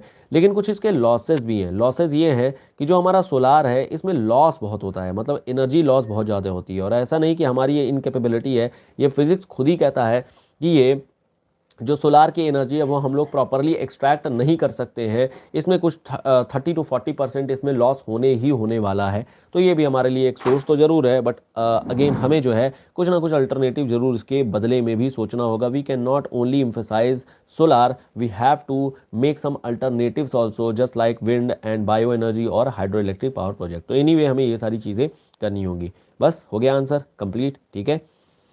अच्छा, एक और चीज़, कुछ डेटा भी आप यहाँ पर लिख सकते हैं। जैसे हम लोगों ने 100 गीगावाट की पहले सोची थी कि 100 गीगावाट का हम लोग स्टेशन बना लेंगे। सोलर पावर स्टेशन के हम लोग कुछ करंट अफेयर्स भी यूज़ कर सकते हैं कि कुछ जगह हैं जहाँ पर प्योर पूरे सोलर पावर प्लांट्स बना रखे गए हैं। अभी रिसेंट में ही कुसुम स्कीम भी चलाई गई है, जिसमें किसानों की जो ज़मीन है वहाँ पर भी ये सोलर के स्टेशन लगाने की बात कही जा रही है। और इनफैक्ट उसके थ्रू जो भी इलेक्ट्रिसिटी प्रोड्यूस होगी वो टुल्लू पंप वगैरह लगा करके इरिगेशन में भी हम लोग यूज़ कर सकते हैं। तो फिफ्थ पॉइंट इनफैक्ट आप इरिगेशन में भी यूज़ कर सकते हैं, ये भी एक इकोनॉमिक बेनिफिट लिख सकते हैं, ठीक है। तो अगेन यहाँ पर अच्छा खासा स्कोप है आपको आंसर राइटिंग करने का। There is so much thing to write, बहुत सारी चीज़ें हैं लिखने को, अल्टीमेटली लिख लेंगे। ये करंट अफेयर बेस्ड है, ये मैं कहूँगा कि ये करंट अफेयर्स बेस्ड क्वेश्चन है। और करंट अफेयर्स में नॉर्मली ये सब चीज़ें ऑटोमेटिकली आपको मिल जाएंगी। कुछ हद तक आपको माजिद हुसैन साहब की बुक से भी आपको हेल्प मिल जाएगी, बट पूरी नहीं मिलेगी, आपको यहाँ पर कंटेंट बिल्डअप करना पड़ेगा, ठीक है। बट फिर भी आप जो है इन्हें रेफर कर सकते हैं। अगला हमारा क्वेश्चन था कि critically examine the importance of smart city programme for solving urban problem in India. अब देखिए क्या है, दो बातें हैं यहाँ पर, ठीक है। तो यहाँ पर सिंपली आप लिख सकते हैं स्मार्ट सिटी। पहले तो आपको पता होना चाहिए कि what is smart city project, ठीक है। तो हालांकि हम लोगों ने डिस्कस भी कर रखा है, कई बार डिस्कस किया है, ठीक है, कई बार डिस्कस किया है। पूजा यादव, इंडिया से target we can point, yes yes बिल्कुल, इंडिया की जो टारगेट है और इंटरनेशनल प्लेटफॉर्म पे जो टारगेट कर रखा है, जैसे ग्रीन ग्रिड प्रोजेक्ट के बारे में हम लोगों ने कल भी डिस्कस किया था, वो सारी बातें भी आप ले आ सकते हैं। और अगर इंडिया ने कहीं जैसे ग्लासगो में अगर कुछ बोला है या फिर पेरिस में कुछ बोला है, तो वहाँ पर वो भी कोटेशन आप जरूर कर सकती हैं, ठीक है। दूसरी चीज़, आते हैं हम लोग वापस से स्मार्ट सिटी प्रोजेक्ट। जैसे क्या है कि आप जब भी बताइए हमारे यहाँ पर अर्बन प्रॉब्लम से शुरू करिए, तो हमारे यहाँ पर अर्बन प्रॉब्लम बहुत ज़्यादा है। क्या क्या ज़्यादा है? सबसे पहली चीज़, कंजेशन बहुत है। कंजेशन बहुत है मतलब यहाँ पर इंडस्ट्रियल एक्टिविटी के साथ साथ रेजिडेंशियल एक्टिविटीज़ भी हैं, जिसके कारण से कंजेशन हमें बहुत ज़्यादा देखने को मिलती है। तो ये हो जा रही है mixture of residential as well as this is residential as well as industrial activities या फिर कॉमर्शियल एक्टिविटीज़। तो इस कारण से यहाँ पर तमाम हमें प्रॉब्लम देखने को मिल जाती हैं। सेकंड प्रॉब्लम इसी तरीके से हो जाती है कि स्लम डेवलपमेंट हो जाती है, यानी कि माइग्रेशन बहुत ज़्यादा देखने को मिलता है, तो माइग्रेशन हो गया। थर्ड पॉइंट हो गया ट्रांसपोर्ट के, हमें इतने सारे मोड मिल गए हैं कि ये अल्टीमेटली अब अनप्लान्ड होने के कारण से यहाँ पर हैवी ट्रैफिक भी देखने को मिल रही है, तमाम प्रॉब्लम देखने को मिल रही हैं। फोर्थ पॉइंट इसी तरीके से आप लिख सकते हैं कि अल्टीमेटली जो अर्बन एरिया है इट इज़ ऑल्सो स्प्रेडिंग, ये भी स्प्रेड कर रहा है। कैसे स्प्रेड कर रहा है? अर्बन स्प्रॉल के फॉर्मेट में स्प्रेड कर रहा है, दिस इज अर्बन स्प्रॉल के फॉर्मेट में स्प्रेड कर रहा है, प्लस साथ ही साथ में रूरबन फ्रिंज के द्वारा भी स्प्रेड कर रहा है। बाकी और भी तमाम प्रॉब्लम है, प्रॉब्लम को आप सिंपली माजिद हुसैन बुक से रेफर कर सकते हैं, वहाँ से आपकी चीज़ें हो जाएंगी। अगेन बहुत ही स्ट्रेट फॉरवर्ड सा क्वेश्चन रहेगा, लेकिन यहाँ पर क्वेश्चन कुछ और है। अर्बन प्रॉब्लम है, तो अर्बन प्रॉब्लम में कैसे हम लोग इसको सॉल्व किया जाए, सॉर्ट आउट कैसे करें? तो सॉर्ट आउट करने के लिए आपको सबसे पहले कैटेगराइजेशन ऑफ द सिटीज़ करनी पड़ेगी।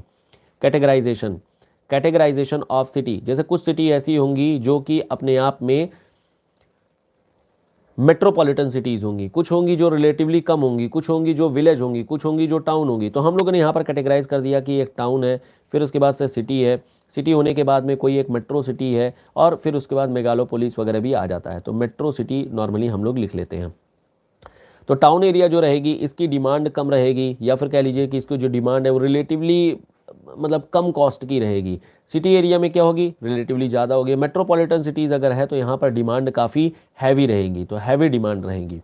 तो हम लोग क्या कर सकते हैं, सबके लिए अलग अलग प्लानिंग कर सकते हैं। जैसे टाउन है तो यहाँ पर बेसिक नीड की पूर्ति करनी है, और बेसिक नीड की पूर्ति करने के लिए ही जनूरम प्रोग्राम चलाया गया था, तो Jawaharlal Nehru urban rejuvenation mission. City के डिमांड करने के लिए हम लोगों ने अभी अमृत मिशन चला रखा है, तो दिस इज अमृत मिशन, ठीक है। अमृत के थ्रू भी जो अर्बन एरिया है उसका ट्रांसफॉर्मेशन किया जा रहा है। हैवी डिमांड जहाँ पर हो रही है तो इसके लिए हम लोग स्मार्ट सिटी बना रहे हैं, स्मार्टनेस डिजिटाइजेशन वगैरह लेकर के आ रहे हैं, तो this is smart city programme.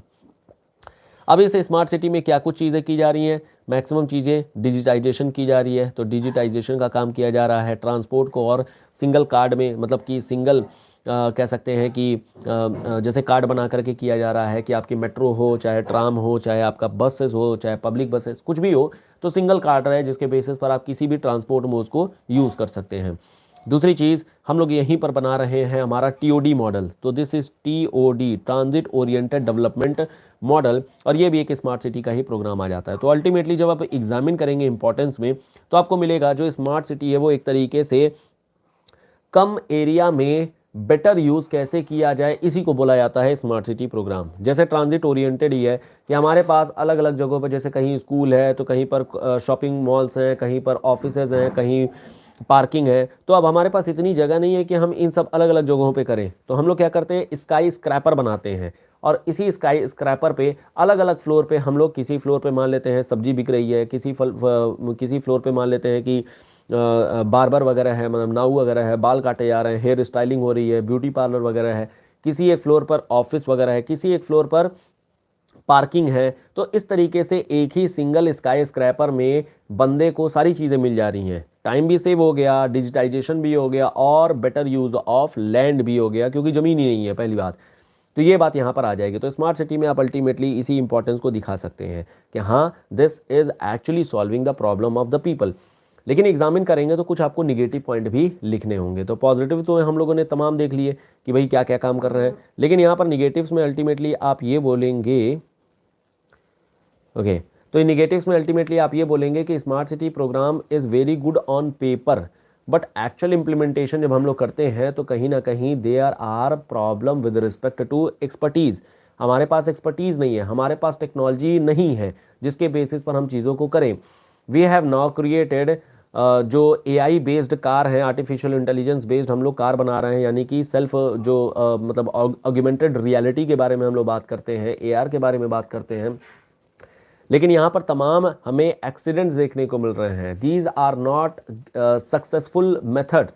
दूसरी चीज़, स्मार्ट सिटी में हम डिजिटाइजेशन कर ले रहे हैं, लेकिन इन केस कहीं पर प्रॉब्लम होती है तो who will be responsible person, ये अगेन हम लोग अभी आइडेंटिफाई नहीं कर पा रहे हैं। तो there are number of problems, कई सारे प्रॉब्लम है जो अभी हम लोग पूरी तरीके से स्मार्ट सिटी प्रोग्राम में इम्प्लीमेंट नहीं कर पा रहे हैं। लेकिन अल्टीमेटली हम ये कह सकते हैं कि हम लोग अभी इस पर काफ़ी काम कर रहे हैं, डेवलपमेंट कर रहे हैं, चीज़ें हम लोग कर सकते हैं, तो इस वजह से जो है आगे चीज़ें कर लेंगे। ठीक है, कर लेंगे, आसान है पार्ट। ठीक है, यश वर्मा, क्रिटिकली एग्जामिन से ज़्यादा फर्क पड़ता है क्या आंसर में, या इसमें किन चीज़ों का ध्यान देना होता है? देखिए, कभी भी क्रिटिकली एग्जामिन होती है, एग्जामिन या क्रिटिकली एग्जामिन, देखिए बताने को मैं भी बोल दूंगा कि हाँ ठीक है ये डिफरेंस है वो डिफरेंस है, but real exam like environment है, जब आप पेपर करते हैं तो कोई इतना डिफरेंस नहीं मैटर करता है। एग्जामिन, क्रिटिकली एग्जामिन सब एक ही चीज़ों में चली जाती हैं। यहाँ पर आप सिंपली क्या है, पॉजिटिव पॉइंट्स और निगेटिव पॉइंट्स दोनों को लिखेंगे, और अल्टीमेटली यही आपका एग्जामिन या क्रिटिकली एग्जामिन हो जाता है। बस इसमें और कुछ खास है नहीं। अदरवाइज देखिए, दुनिया भर के लोग यही बोलेंगे क्रिटिकली एग्जामिन में ये लिखा जाता है, वो लिखा जाता है, पहाड़ तोड़ दिया जाता है, लेकिन अल्टीमेटली जब एग्ज़ाम दिया जाता है तो वहाँ पर ये सब चीज़ें समझ नहीं आती हैं। तो आप सिंपली ये समझिए कि पॉजिटिव निगेटिव दोनों ही पॉइंट लिखने होते हैं, एंड दैट्स ऑल। चीज़ों को मैनेज करना है, स्ट्रक्चरली मैनेज करना, वो ज़्यादा इंपॉर्टेंट है, और इन सब चीज़ों पे बहुत ज़्यादा मतलब इम्फोसाइज करने का कोई खास मतलब नहीं है। आजकल पेपर जो है बहुत ज़्यादा एप्लीकेशन बेस्ड आ रही हैं, तो यहाँ पर स्कोप भी रिलेटिवली बहुत कम मिलता है लिखने को। ठीक है, स्मार्ट सिटी के पॉइंट्स, स्मार्ट सिटी के इम्पोर्टेंस के पॉइंट्स नंबर में रिपीट, अच्छा एक तो क्या है, अभी आप ये सारी पब्लिक वीडियोज़ हैं, इसको आप रिपीट भी कर सकते हैं, फिर से देख सकते हैं, लेकिन खैर मैं क्विकली यहाँ पर रिपीट कर दे रहा हूँ। स्मार्ट सिटी में एक तो सबसे पहली चीज़, आप ट्रैफिक के मैनेजमेंट को डिजिटाइजेशन दिखा सकते हैं, प्लस स्मार्ट सिटी में आप अल्टीमेटली ये दिखा सकते हैं कि जो शॉपिंग हो रही है वो भी डिजिटल मोड में हो रही है, जैसे यूपीआई आजकल देख ही रहे हैं आप लोग। इसी तरीके से जो जैसे एजुकेशन भी जो दी जा रही है वो भी स्मार्ट सिटी स्मार्ट बेसिस पे, मतलब कि प्रोजेक्टर लगा दिया जाना या फिर ऑगमेंटेड रियलिटी का यूज़ करना, रियल फिगर बना करके लेकर के आना।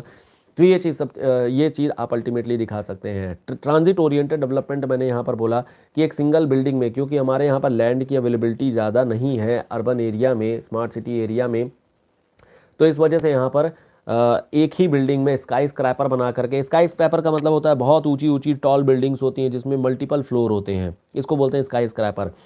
तो इस मल्टीपल जो बिल्डिंग है उसमें किसी एक पर सब्जी बेच दिया गया, किसी एक पर आपने सैलून खोल दिया, किसी एक पर आपने कुछ और काम कर दिया, किसी एक पर आपने ऑफिस कर दिया, तो बंदा क्या है, नीचे गाड़ी पार्क करेगा और ऑफिस चला जाएगा। रात में जब आएगा तो उसको सैलून जाना है, चाहे जिम जाना है, चाहे सब्जी खरीदना है, जो भी करेगा खरीद वरीद करके अल्टीमेटली कार में बैठेगा और चला जाएगा।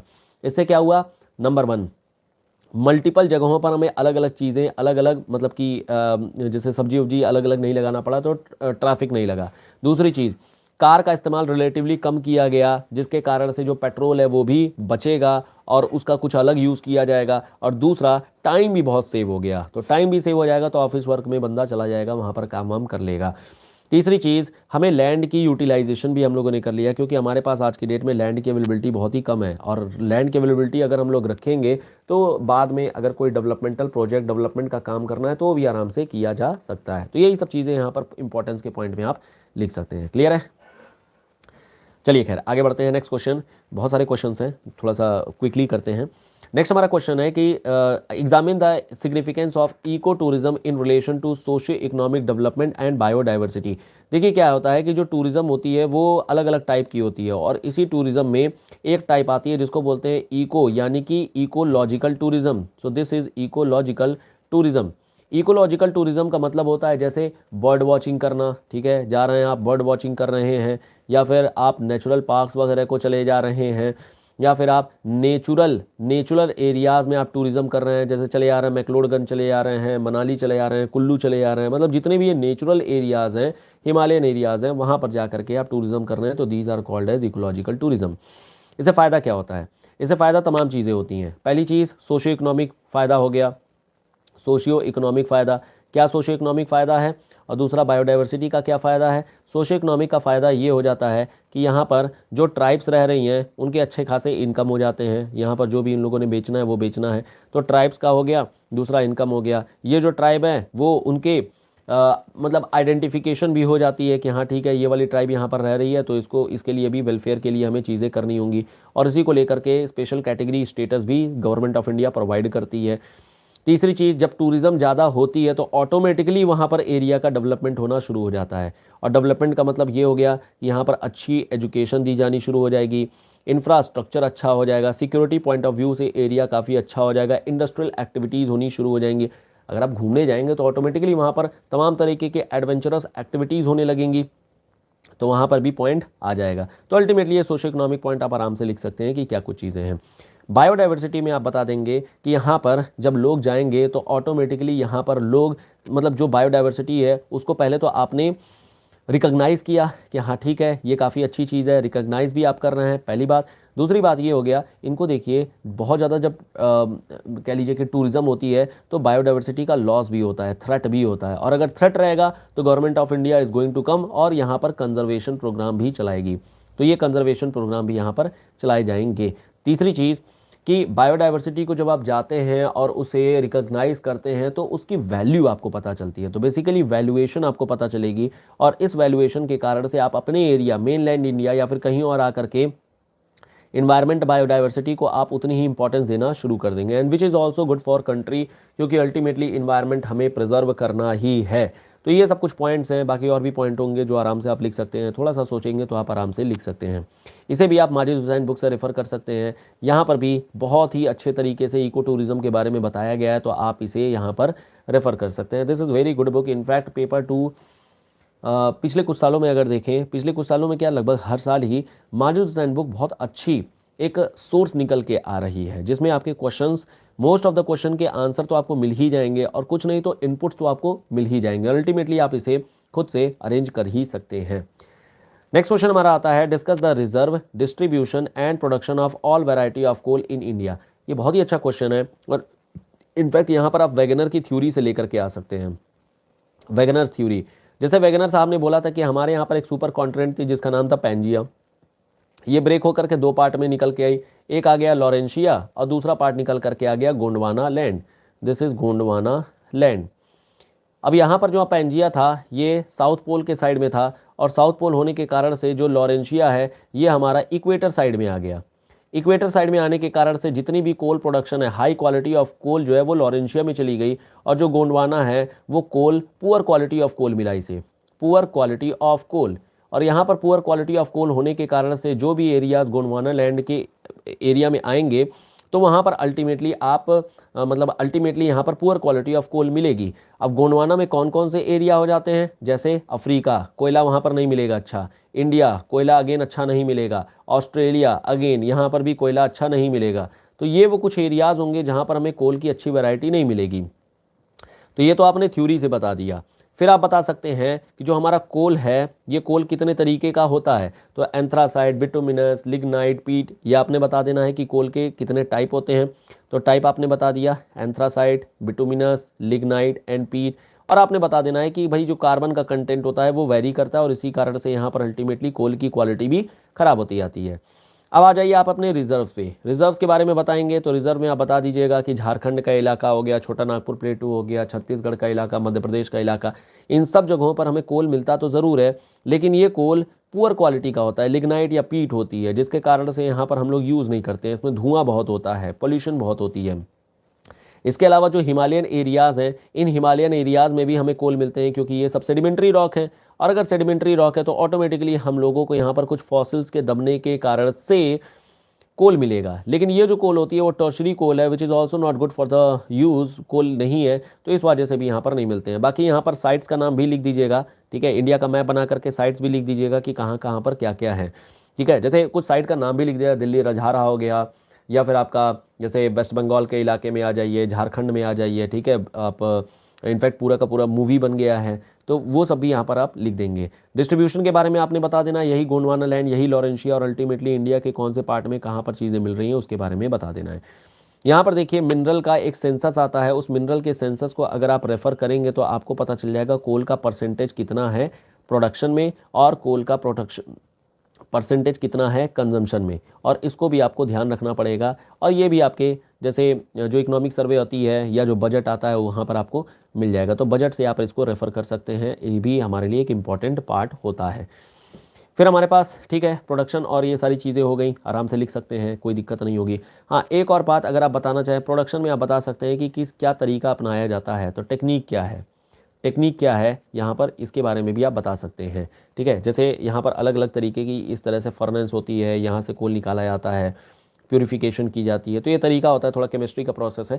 खैर यहाँ पर हमारे लिए इंपॉर्टेंट तो खास नहीं है, but still you can refer to this, ये मटेरियल, ये चीज़ भी आप लिख सकते हैं कि प्रोडक्शन कैसे किया जाता है, ठीक है। चलिए खैर, यश वर्मा, डी.आर. खुल्लर, तो क्या माजिद हुसैन लेना ज़रूरी है? देखिए डी.आर. खुल्लर थोड़ी सी बल्कि बुक है, उसको भी आप रेफ़र कर सकते हैं, बट वहाँ पर डेटा आपको बहुत पुराने मिलेंगे, तो डेटा या तो आप इसे रिवाइज़ कर लीजिए, जो गवर्नमेंट के डॉक्यूमेंट है वहाँ से आप रिवाइज़ कर लीजिए, या फिर आप माजिद हुसैन बुक को रेफ़र कर सकते हैं। बस डेटा आपको माजिद हुसैन में अपडेटेड मिलेंगे, और दूसरी बात जो बल्किनेस है वो थोड़ी कम हो जाती है। अदरवाइज़ दोनों बुक इक्वली गुड है एंड रेफ़र तो आप दोनों को ही कर सकते हैं, कोई इसमें दिक्कत नहीं है। चलिए आगे बढ़ते हैं नेक्स्ट क्वेश्चन में।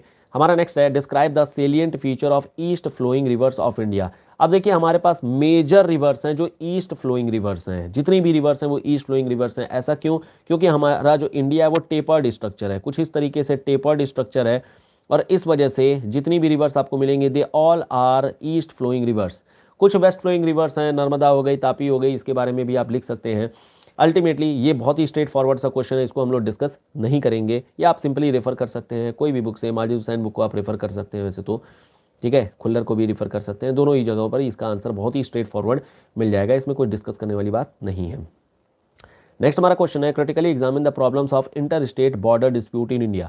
अब देखिए इंटर स्टेट बॉर्डर डिस्प्यूट ये अपने आप में बहुत बड़ा मैटर है और कई सारी चीज़ें यहाँ पर आप लिख सकते हैं। हालांकि ये भी बुक में स्ट्रेट फॉरवर्ड चीज़ें लिखी हुई हैं, माजिद हुसैन बुक में यहाँ पर भी आपको स्ट्रेट फॉरवर्ड चीज़ें मिल जाएंगी। दो तीन पॉइंट है जो आपको ध्यान रखना है। एक तो क्या है, रिवर के वाटर मतलब शेयरिंग को लेकर के है, रिवर वाटर शेयरिंग को लेकर के। अब लगभग हर एक स्टेट में एक एक ट्रिब्यूनल तो बन ही चुकी है। जैसे पंजाब और हरियाणा के बीच में सतलुज हो गया, गोवा और महाराष्ट्र को लेकर के भी हो जाता है। अभी इनफैक्ट कावेरी का इशू तो आप सब लोग सुन ही रहे हैं कि यहाँ पर बहुत बड़ा मैटर हो रखा है। सिमिलरली इस तरह से गोदावरी हो गया, कृष्णा हो गया, हर एक वाटर को लेकर के दोनों मतलब कि स्टेट्स में आपस में बॉर्डर डिस्प्यूट हो ही रखा है। दूसरी पॉइंट आप यहाँ पर ये बोल सकते हैं कि यहाँ पर क्राइम को लेकर के भी प्रॉब्लम होती है। क्राइम जैसे कौन से थाना के क्षेत्र के अंतर्गत आ रही है, ये इसको लेकर के भी इशू होता रहता है। कई बार क्या होता है, जैसे हेड किस मतलब बॉर्डर में है तो मान लिया जाता है कि उस थाने में रिपोर्टिंग होनी चाहिए, पैर किसी और इलाके में है तो कहीं और होना चाहिए।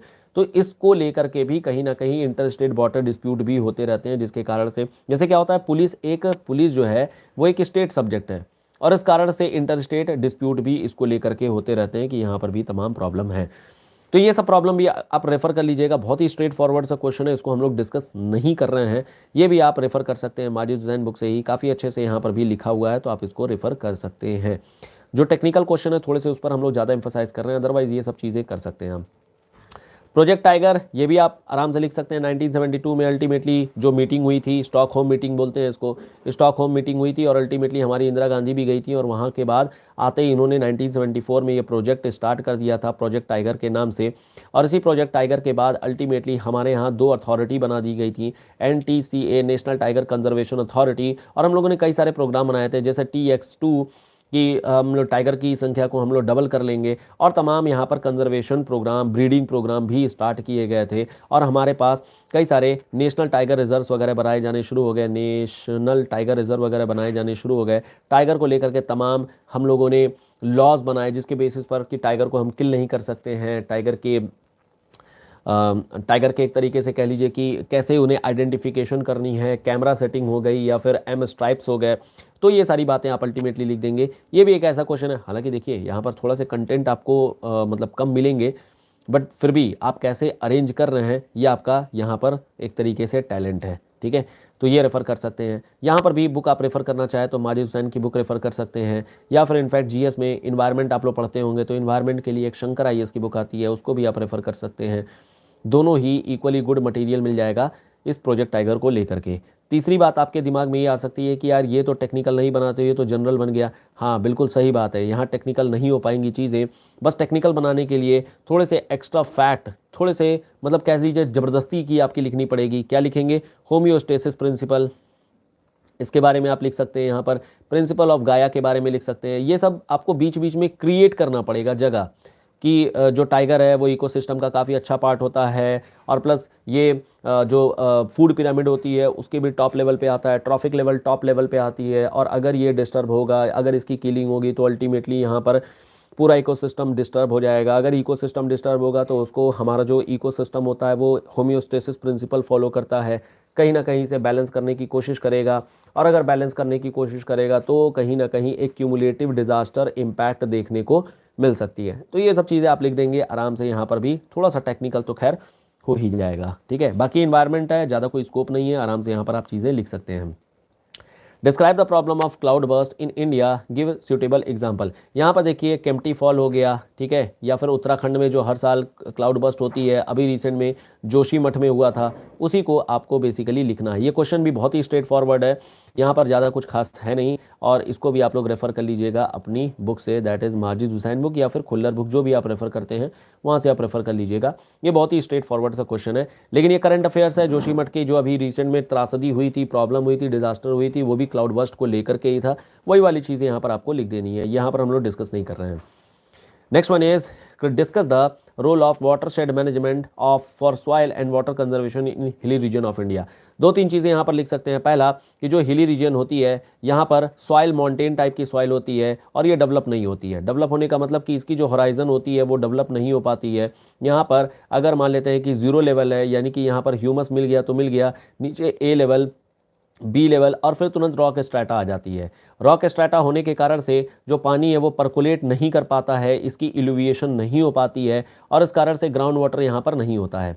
ग्राउंड वाटर नहीं होगा तो फिर क्या होगा कि पानी अल्टीमेटली यहाँ पर एक्यूफर का डेवलपमेंट नहीं हो पाएगा, पानी अल्टीमेटली थोड़ा सा अंदर जाएगा लेकिन फिर अल्टीमेटली फिर यहाँ पर ओशियन में चला जाएगा और ओशियन में चला जाएगा तो ये वाटर वेस्ट हो गया, कंजर्व नहीं हो पाया। और अगर कंजर्वेशन ऑफ द वाटर नहीं होगा तो अल्टीमेटली यहाँ पर ड्रॉट सिचुएशन आ जाएगी और ये जो ड्रॉट सिचुएशन है दीज आर मीटियोरोलॉजिकल ड्रॉट।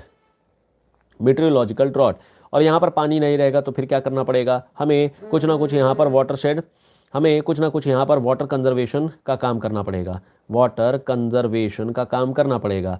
और वाटर का कंजर्वेशन कैसे करेंगे हम लोग, वाटर कंजर्वेशन के लिए या तो हम इस तरीके का एक वाटर शेड बनाएं, कल हम लोगों ने इनफैक्ट इसको डिस्कस भी किया था, वाटर शेड बनाएं, या फिर घरों में ही लोगों को बोल दें कि आप लोग रेन वाटर हार्वेस्टिंग करिए और जितनी भी यूज़ है डेली यूज़ की चीज़ें उसको आप लोग कर लीजिए। तो rain water harvesting, this is rain water harvesting, ये काम कर लेंगे बस आपका चीज़ हो जाएगा।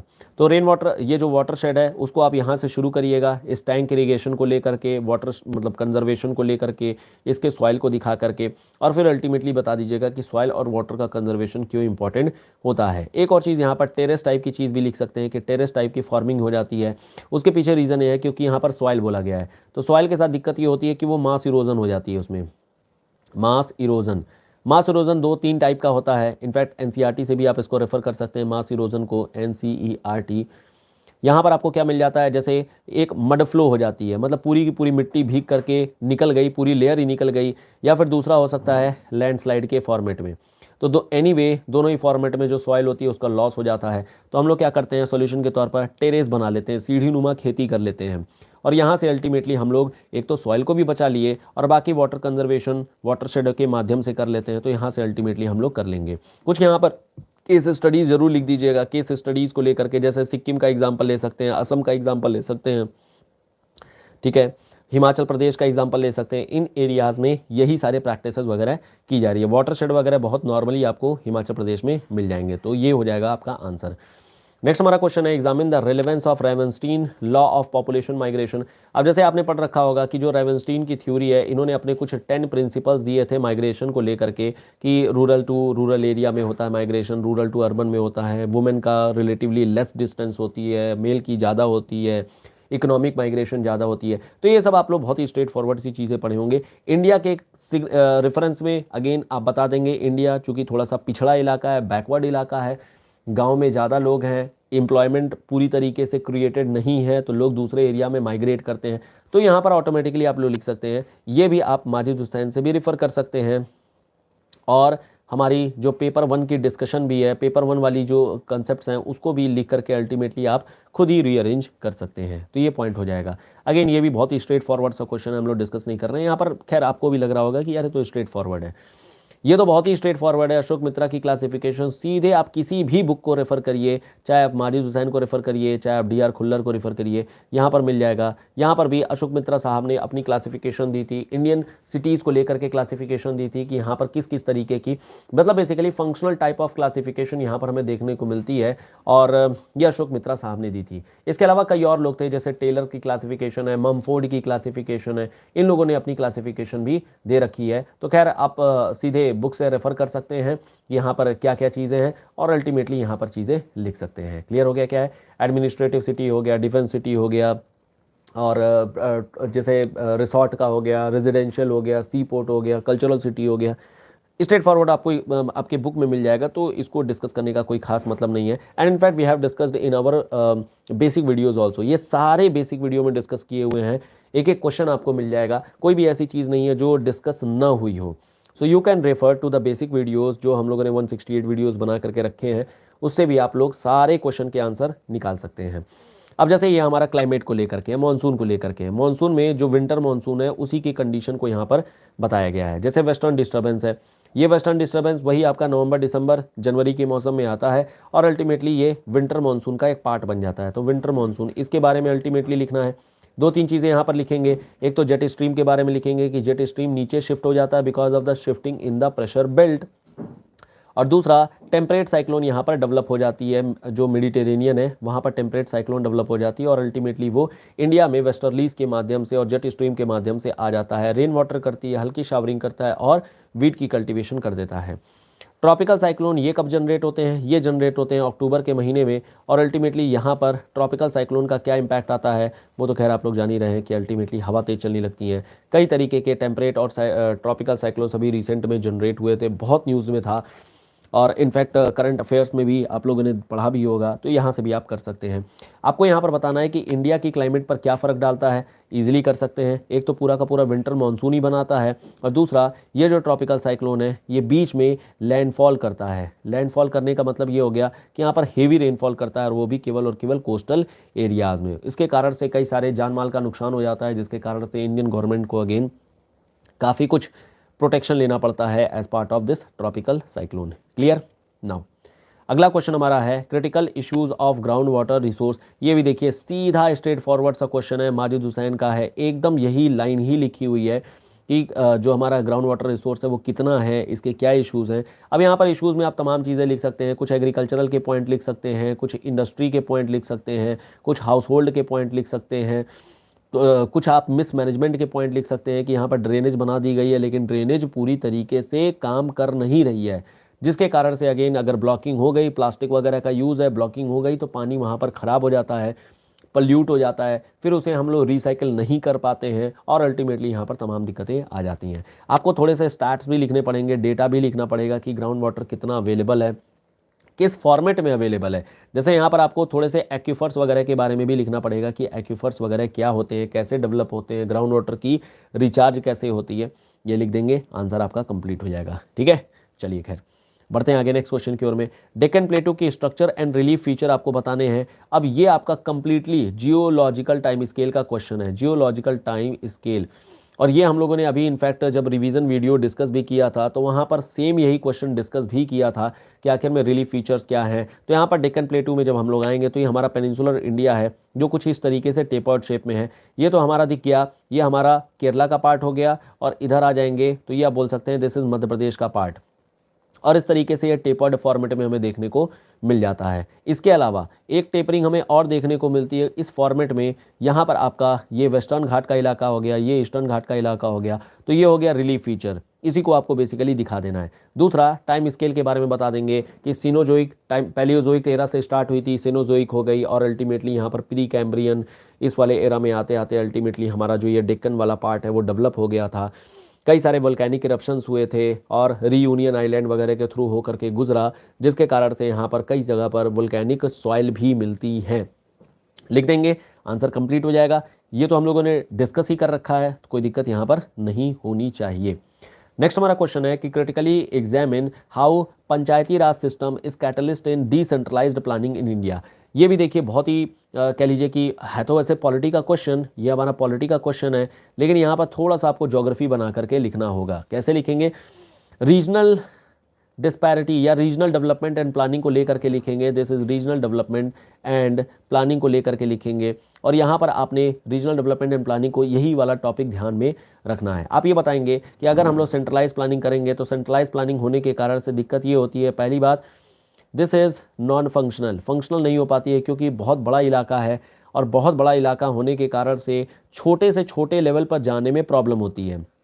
यहाँ पर मैं कहूँगा you can use your knowledge of perspective human, जो पर्सपेक्टिव इन ह्यूमन ज्योग्राफी है उसका भी इस्तेमाल कर सकते हैं। आप बोल सकते हैं कि अगर हम लोग स्पेशियल स्टडी करते हैं तो वो कहीं ना कहीं वो लिमिटेड हो जाती है, कहीं ना कहीं वो जनरलाइज हो जाती है। लेकिन वही अगर हम लोग रीजनल स्टडी करते हैं तो वो काफ़ी स्पेशल होती है, and this is described study होती है या फिर स्पेशल स्टडी होती है, और इनफैक्ट SPE, ठीक है, स्पेशल, ठीक है यार, स्पेशल स्टडी होती है। और अल्टीमेटली हम लोग कह सकते हैं कि for the development of the region, या फिर अगर हम लोग डेवलपमेंट ऑफ द रीजन कर देते हैं तो it will ultimately accumulate, and accumulation के बाद में कंट्री का डेवलपमेंट हो जाएगा। So instead of centralised system we need to focus on decentralised system. Decentralised system. तो थोड़ा सा डिफरेंस देखिएगा, हम लोग जब पावर के बारे में, पॉलिटी के बारे में बात करते हैं तो वहाँ पर हम लोग अथॉरिटीज़ के बारे में देखते हैं, लेकिन यहाँ पर हम लोग पर्सपेक्टिव का यूज़ कर रहे हैं, because we are writing geography here, we need to write geography here. यहाँ पर आप वरेनियस के बारे में बताएंगे, यहाँ पर आप जितने भी स्पेशल ज्योग्राफर थे जैसे शेफर वगैरह हो गए उनके बारे में आप बताएंगे। और इसी तरीके से हम लोग रीजनल ज्योग्राफी में हार्टशोन के बारे में बताएंगे, because he is the father of human geography. Hartshorne के बारे में बताएंगे, कांत के बारे में बताएंगे, हेटनर के बारे में बताएंगे। तो इन लोगों को लेकर के आएंगे और ये कहेंगे कि यहाँ पर रीजनल स्टडी इंपॉर्टेंट है, डिसेंट्रलाइजेशन इंपॉर्टेंट है। और उस डिसेंट्रलाइजेशन में PRIs कैसे मतलब इंपॉर्टेंट रोल प्ले कर रही हैं उसके बारे में अल्टीमेटली जो भी आप जानते हैं वो लिख सकते हैं। ये भी एक स्ट्रेट फॉरवर्ड सा क्वेश्चन होगा और ये भी माजिद हुसैन बुक साहब में लिखा हुआ है, मिल जाएगा कि कैसे decentralisation is good for the society, good for the regional development. ठीक है, तो ये यहाँ पर चीज़ें मिल जाएंगी। ठीक है, चलिए खैर, नेक्स्ट क्वेश्चन हमारा है बेंगलोर एंड मुंबई कॉरिडोर। जैसे क्या है, हमारे यहाँ पर 7 मेजर इंडस्ट्रियल कॉरिडोर्स हैं, जैसे DMIC हो गया या फिर कोलकाता कॉरिडोर हो गया। सेम उसी तरीके से आपको पहले तो क्या है, इंडस्ट्रियल कॉरिडोर के बारे में बता देना है, तो दिस इज़ इंडस्ट्रियल कॉरिडोर के बारे में बता देना है। और फिर उसके बाद से अल्टीमेटली बताना है ये जो 7 में से एक कॉरिडोर है, बेंगलोर वाला जो कॉरिडोर है, बेंगलोर मुंबई कॉरिडोर, इसके बारे में, इसकी प्रॉपर्टी के बारे में बताना है। तो यहाँ पर क्या है, कुछ नहीं है, फार्मास्यूटिकल के प्रोडक्ट्स मिल जाते हैं, कॉटन कल्टीवेशन मिल जाती है, स्पिनिंग मिल जाती है, हैंडीक्राफ्ट मिल जाते हैं। मतलब यहाँ पर कह लीजिए लेदर सेक्टर, मतलब वही जो आपका एपेरियल सेक्टर है, कपड़े वाला है, ये यहाँ पर अच्छा खासा मिल जाता है। तो ये भी एक स्ट्रेट फॉरवर्ड सा क्वेश्चन है, डिस्कस करने का कोई खास मतलब मुझे नहीं समझ में आ रहा है। Otherwise you can also refer to Majid Husain. और अगेन ये माजिद हुसैन कहने का मतलब कि ये सब कुछ बेसिक वीडियो में रेफर है, एक एक वीडियो आप जा करके वापस से वॉच कर सकते हैं और आपको सारे आंसर्स मिल जाएंगे। नेक्स्ट क्वेश्चन हमारा आता है multinational corporation in liberalised economic environment of India. Multinational corporation की ग्रोथ कैसे हुई है, LPG रिफॉर्म के बारे में आपको बेसिकली बताना है। और ये थोड़ी सी इकोनॉमिक सिस्टम है, क्या लिखेंगे यहाँ पर, यहाँ पर भी आप RDP regional development and planning लेकर के आएंगे। आप ये दिखाएंगे कि बिफोर LPG यानी 1991 रिफॉर्म एंड आफ्टर 1991 रिफॉर्म ये किस तरीके से काम किया है, कैसे चीज़ें कह लीजिए कि जो होता है ग्रोथ हुई है।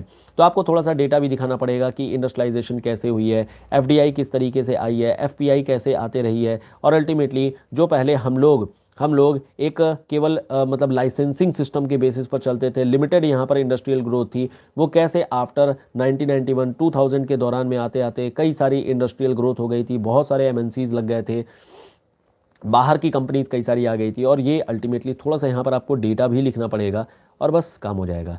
ये वाला क्वेश्चन आपको माजिद हुसैन में एक टॉपिक है MNC, multinational corporations, multinational companies, वहाँ पर मिल जाएगा। सेम यही क्वेश्चन ही है, आपको सीधे एक टॉपिक मिल जाएगा माजिद हुसैन बुक। हालांकि ये पास्ट ईयर क्वेश्चन भी है, तो पास्ट ईयर क्वेश्चन भी आप रेफर किए होते तो भी आप कर लेते आसानी से। नेक्स्ट हमारा क्वेश्चन है, कहाँ गया यार, चल नहीं रहा है, समझ आ रहा है किसी कोई डाउट? देखिए paper 2 is very straight forward, बहुत ही ज़्यादा स्ट्रेट फॉरवर्ड सा पेपर था ये। अभी नीचे नहीं जा रहा है, 1 सेकेंड। किसी कोई डाउट हो तो फटाफट अपने डाउट को चैट बॉक्स में लिख देगा, हम लोग बहुत ही थोड़ा सा स्पीड में कर रहे हैं।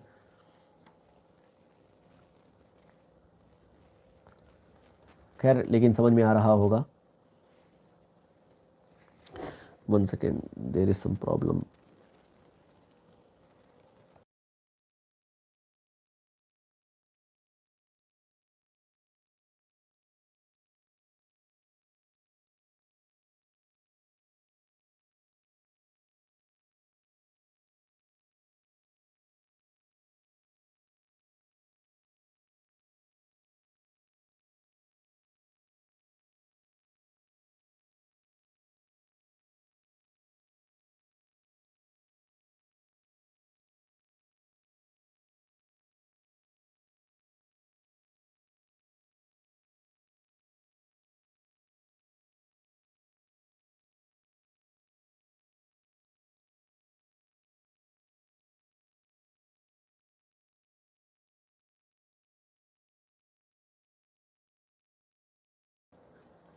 ओके चलिए खैर, तो यहाँ पर कुछ प्रॉब्लम आ रही है, ये स्लाइड नीचे नहीं जा रही है, तो मैं आपको सिंपली क्वेश्चन पढ़ पढ़ करके ही सुना दे रहा हूँ। यहाँ पर ये हो जाना चाहिए, यस हो गया, मज़ा आ गया।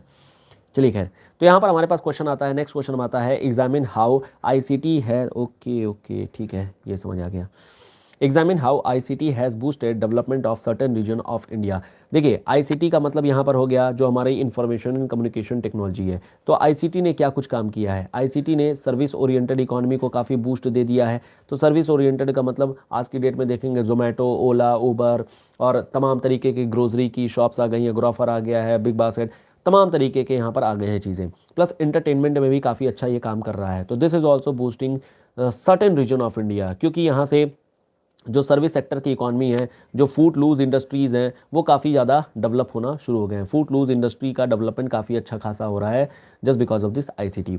सेकंड, इसी तरीके से एआर ऑगमेंटेड रियलिटी का डेवलपमेंट हो रहा है, और इस ऑगमेंटेड रियलिटी से इलेक्ट्रॉनिक्स का अच्छा खासा डेवलपमेंट होना शुरू हो गया है। तो इलेक्ट्रॉनिक सेक्टर भी, जो कि एक मैन्युफैक्चरिंग सेक्टर है, this is also having a boost, ये भी काफ़ी अच्छा बूस्ट निकल करके आ रहा है, इससे भी काफ़ी अच्छी डेवलपमेंट हो रही है in some part of India. Similarly इसी तरीके से एजुकेशन सेक्टर में भी काफ़ी अच्छा डेवलपमेंट देखने को मिल रहा है। स्मार्ट प्रोग्राम्स, स्मार्ट, जैसे कि अभी हम लोग स्मार्ट तरीके से ही पढ़ रहे हैं एक तरीके से, ठीक है। यूट्यूब एक बहुत ही अच्छा मोड लेकर के आ रहा है जहाँ पर एजुकेशन को एक हम लोग रिवॉल्यूशनरी एजुकेशन बढ़ा सकते हैं, एक तरीके के कह लीजिए कि बेटर क्वालिटी और ज़्यादा रीच, ज़्यादा से ज़्यादा लोगों तक हम लोग पहुँच भी बना सकते हैं, सेम इसी आईसीटी की ही बदौलत, आईसीटी की ही मदद से। इसके अलावा इसी आईसीटी ने मेडिकल सेक्टर को भी काफ़ी अच्छा बूस्ट दिया है, जहाँ पर हमें मतलब कि टेलीपैथी, जैसे टेलीपैथी और टेलीफोनिक कॉल के ज़रिए या फिर वीडियो कॉन्फ्रेंसिंग के ज़रिए हम लोग अल्टीमेटली बड़े बड़े सर्जरीज़ कर रहे हैं। इंटरनेशनली हम लोग कंसल्टेशन भी प्रोवाइड कर रहे हैं। तो यहाँ पर टेलीपैथी एंड इंटरनेशनल कंसल्टेशन ये भी अच्छा खासा हमें बूस्ट दे रहा है, जो कि certain region of the India को डेवलप करने के लिए ज़रूरी हो जाता है। तो ये कुछ यहाँ पर पार्ट है, अल्टीमेटली ये भी आप लिख सकते हैं, ये भी आपके माजिद हुसैन बुक का ही है। सो माजिद हुसैन बुक से यहाँ पर भी आप रेफर कर सकते हैं कि यहाँ पर क्या कुछ चीज़ें हैं, तो ये भी काम हो जाएगा। नेक्स्ट है आपका discuss command area development programme and its impact on regional inequality. ये क्वेश्चन ही हम लोगों ने डिस्कस किया हुआ है। CADP प्रोग्राम ये 1974 में ये लॉन्च किया गया था, और इसी CADP प्रोग्राम को, मतलब इसके इनफैक्ट इसके बाद से राजीव गांधी गवर्नमेंट आती है जो कि इस पर काम करती है। CADP प्रोग्राम में तमाम चीज़ें, जैसे हिल एरिया डेवलपमेंट प्रोग्राम लिया गया था हिल के लिए, ड्रॉट के लिए हम लोगों ने ड्रॉट एरिया डेवलपमेंट प्रोग्राम निकाला था। न्यूट्रिएंट के रिचनेस के लिए हम लोगों ने इंटीग्रेटेड न्यूट्रिएंट कमांड बनाया था, इंटीग्रेटेड न्यूट्रिएंट कमांड हो गया। फर्टिलाइज़र के लिए इंटीग्रेटेड फर्टिलाइज़र कमांड हो गया। तो इस तरीके से तमाम चीज़ें बना दी गई थी कि जो स्पेसिफिक टू द रीजन हम लोगों ने एक डेवलपमेंट प्रोग्राम निकाल करके लाया था, और इसी specific to the region development programme के ही, क्या है यार, इसी specific to the region development programme के ही ज़रिए हम लोग एरिया को डेवलप करने की बातें करते हैं। क्योंकि देखिए जो रीजन होता है, ये रीजन दिस इज़ स्पेसिफिक, इसके पास में अपनी स्पेशल प्रॉपर्टी होती है, अपनी खुद की खूबियाँ होती हैं। और इनफैक्ट ये बात कांत ने भी बोला था कि जो रीजन होते हैं उसकी अपनी स्पेसिफिक्स होते हैं। सेम यही चीज़ हैटनर साहब ने भी बोला था, एंड सेम यही बात हमारे हार्टशोन साहब ने भी यही चीज़ बोली है कि हर एक रीजन की अपनी खुद की खूबियाँ होती हैं, और खुद की खूबियाँ भी होती हैं और खुद की प्रॉब्लम्स भी होती हैं। और अगर खुद की प्रॉब्लम्स हैं तो we can not generalise the problem, and उसी के हिसाब से हम लोग सॉल्यूशन भी कोई जनरलाइज नहीं निकाल सकते हैं। और इस वजह से निकाला गया था कमांड एरिया डेवलपमेंट प्रोग्राम। और इसी के बाद आपको ये सारे प्रोग्राम अल्टीमेटली डिस्कस कर देने हैं, दिखा देना है कि इस रीजन की क्या प्रॉब्लम है और उसी के बेसिस पर क्या सॉल्यूशन एक प्रोवाइड किया गया था। ये भी एक बहुत ही अच्छे तरीके से आपके माजिद हुसैन बुक में दिया गया है, तो यहाँ से भी आप रेफर कर सकते हैं। ये भी एक बहुत ही बेसिक सा क्वेश्चन है, आराम से लिखा जा सकता है। नेक्स्ट एंड अच्छा है, अच्छा नहीं, लास्ट क्वेश्चन है, ये हमारा लास्ट क्वेश्चन है। क्वेश्चन है critically assess the status of balance of trade in India and suggest some measures to combat the issue. ये क्वेश्चन आया है क्या, एक सेकेंड, यस ये पेपर 2 का ही क्वेश्चन है, ठीक है। बैलेंस ऑफ ट्रेड के बारे में बेसिकली बताना है। तो बैलेंस ऑफ ट्रेड का मतलब यही हो गया जहां पर आपका इंटरनेशनल ट्रेड होता है। तो दिस इज इंटरनेशनल ट्रेड। अब ये जो इंटरनेशनल ट्रेड होता है, इकोनॉमिक्स में आप लोगों ने पढ़ रखा होगा कि करंट अकाउंट पे होता है और कैपिटल अकाउंट पे भी होता है। आपको बताना है क्या स्टेटस है, मतलब आपको थोड़ा सा बजट वाली चीज़ें लिखनी पड़ेंगी, ऑब्वियसली दिखाना पड़ेगा कितना ट्रेड है, कितना परसेंटेज है, वो चीज़ दिखा देंगे और बताएंगे कि आखिर में क्या इशूज़ आ रहे हैं इसमें। अब इशूज़ में तमाम इशूज़ हैं, जैसे एग्रीकल्चर में क्या क्या इशू आ रहे हैं एग्रीकल्चर में, ठीक है, जैसे फाइटोसैनिटरी मेजर का इशू आ जा रहा है, डिमांड की इशू हो जा रही है, ऑर्गेनिक कल्टीवेशन की इशू आ जा रही है, प्रोड्यूस नहीं हो पा रहा है, कंजम्पशन हमारा बहुत ज़्यादा है। तो ये सारी चीज़ें अल्टीमेटली आप लिख देंगे। सिमिलरली इसी तरीके से मैन्युफैक्चरिंग को भी आप बता सकते हैं कि हमारे यहाँ पर मैन्युफैक्चरिंग उतनी अच्छे से नहीं हो पा रही है, चाइना डोमिनेट कर रखा है, चाइना की डंपिंग भी हो रही है, ये सारे पॉइंट भी आप लिख देंगे। बाकी सर्विस ओरिएंटेड इकॉनमी के बारे में बता देंगे कि हम लोग यहाँ पर काफ़ी अच्छा कर रहे हैं। इंडिया को सॉफ्टवेयर इंडस्ट्री भी बोला जाता है कि यहाँ पर सॉफ्टवेयर इंडस्ट्री काफ़ी ज़्यादा है, माइग्रेटेड पीपल, स्किल्ड पीपल बहुत ज़्यादा हैं, स्किल्ड पीपल की प्रॉब्लम भी हमारे यहाँ पर है। ये सब चीज़ें लिख देंगे, आंसर आपका कंप्लीट हो जाएगा। ये तो खैर करंट अफेयर बेस्ड क्वेश्चन है, तो ये आराम से आप मैनेज भी कर सकते हैं। सो दिस आर ऑल, ये सारा पेपर हम लोगों ने डिस्कस कर लिया और सारी चीज़ें हम लोगों ने डिस्कस कर ली कि क्या चीज़ें कहाँ पर आ रही हैं। ठीक है, यश वर्मा एजिंग पॉपुलेशन, ये हम लोगों ने कल डिस्कस किया है, कल आप रेफ़र कर लीजिएगा, ऑलरेडी हम लोग काफ़ी लंबा सेशन ले लिए हैं। तो एजिंग पॉपुलेशन में बस यही थी, डेमोग्राफिक डिविडेंड और वर्किंग एज की जो कह लीजिए वर्किंग एज की जो कह लीजिए कि बढ़ते जा रहे हैं, लोग बढ़ते जा रहे हैं, प्लस यहाँ पर डिपेंडेंसी बढ़ते जा रही है, तो इसी को लेकर के हम लोगों ने कल डिस्कस किया था। और इनफैक्ट यहाँ पर पॉपुलेशन पिरामिड को लेकर के भी डिस्कस किया था कि क्या चीज़ें हैं। ठीक है, तो ये पेपर 1 का क्वेश्चन है। पेपर 1 ऑलरेडी पब्लिश किया जा चुका है, 2 पार्ट में हुआ था, एक लाइव नहीं चल पाई थी और ये पूरा पार्ट है। ठीक है, तो ओवरऑल पेपर के लिए, पेपर 2 के लिए यही कमेंट है कि this was very general paper and straight forward से क्वेश्चन थे, कोई ट्विस्टिंग नहीं थी।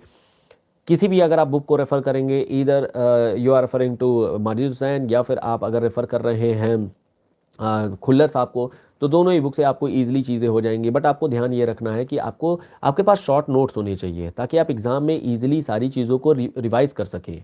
ठीक है, दूसरी चीज़, आप बजट को ज़रूर पढ़िए क्योंकि बजट से बहुत सारे क्वेश्चंस आए हैं, हर जगह पर डेटा पूछा गया और anyway you have to write the data, otherwise आपको आंसर में थोड़े से कम मार्क्स मिल जाएंगे।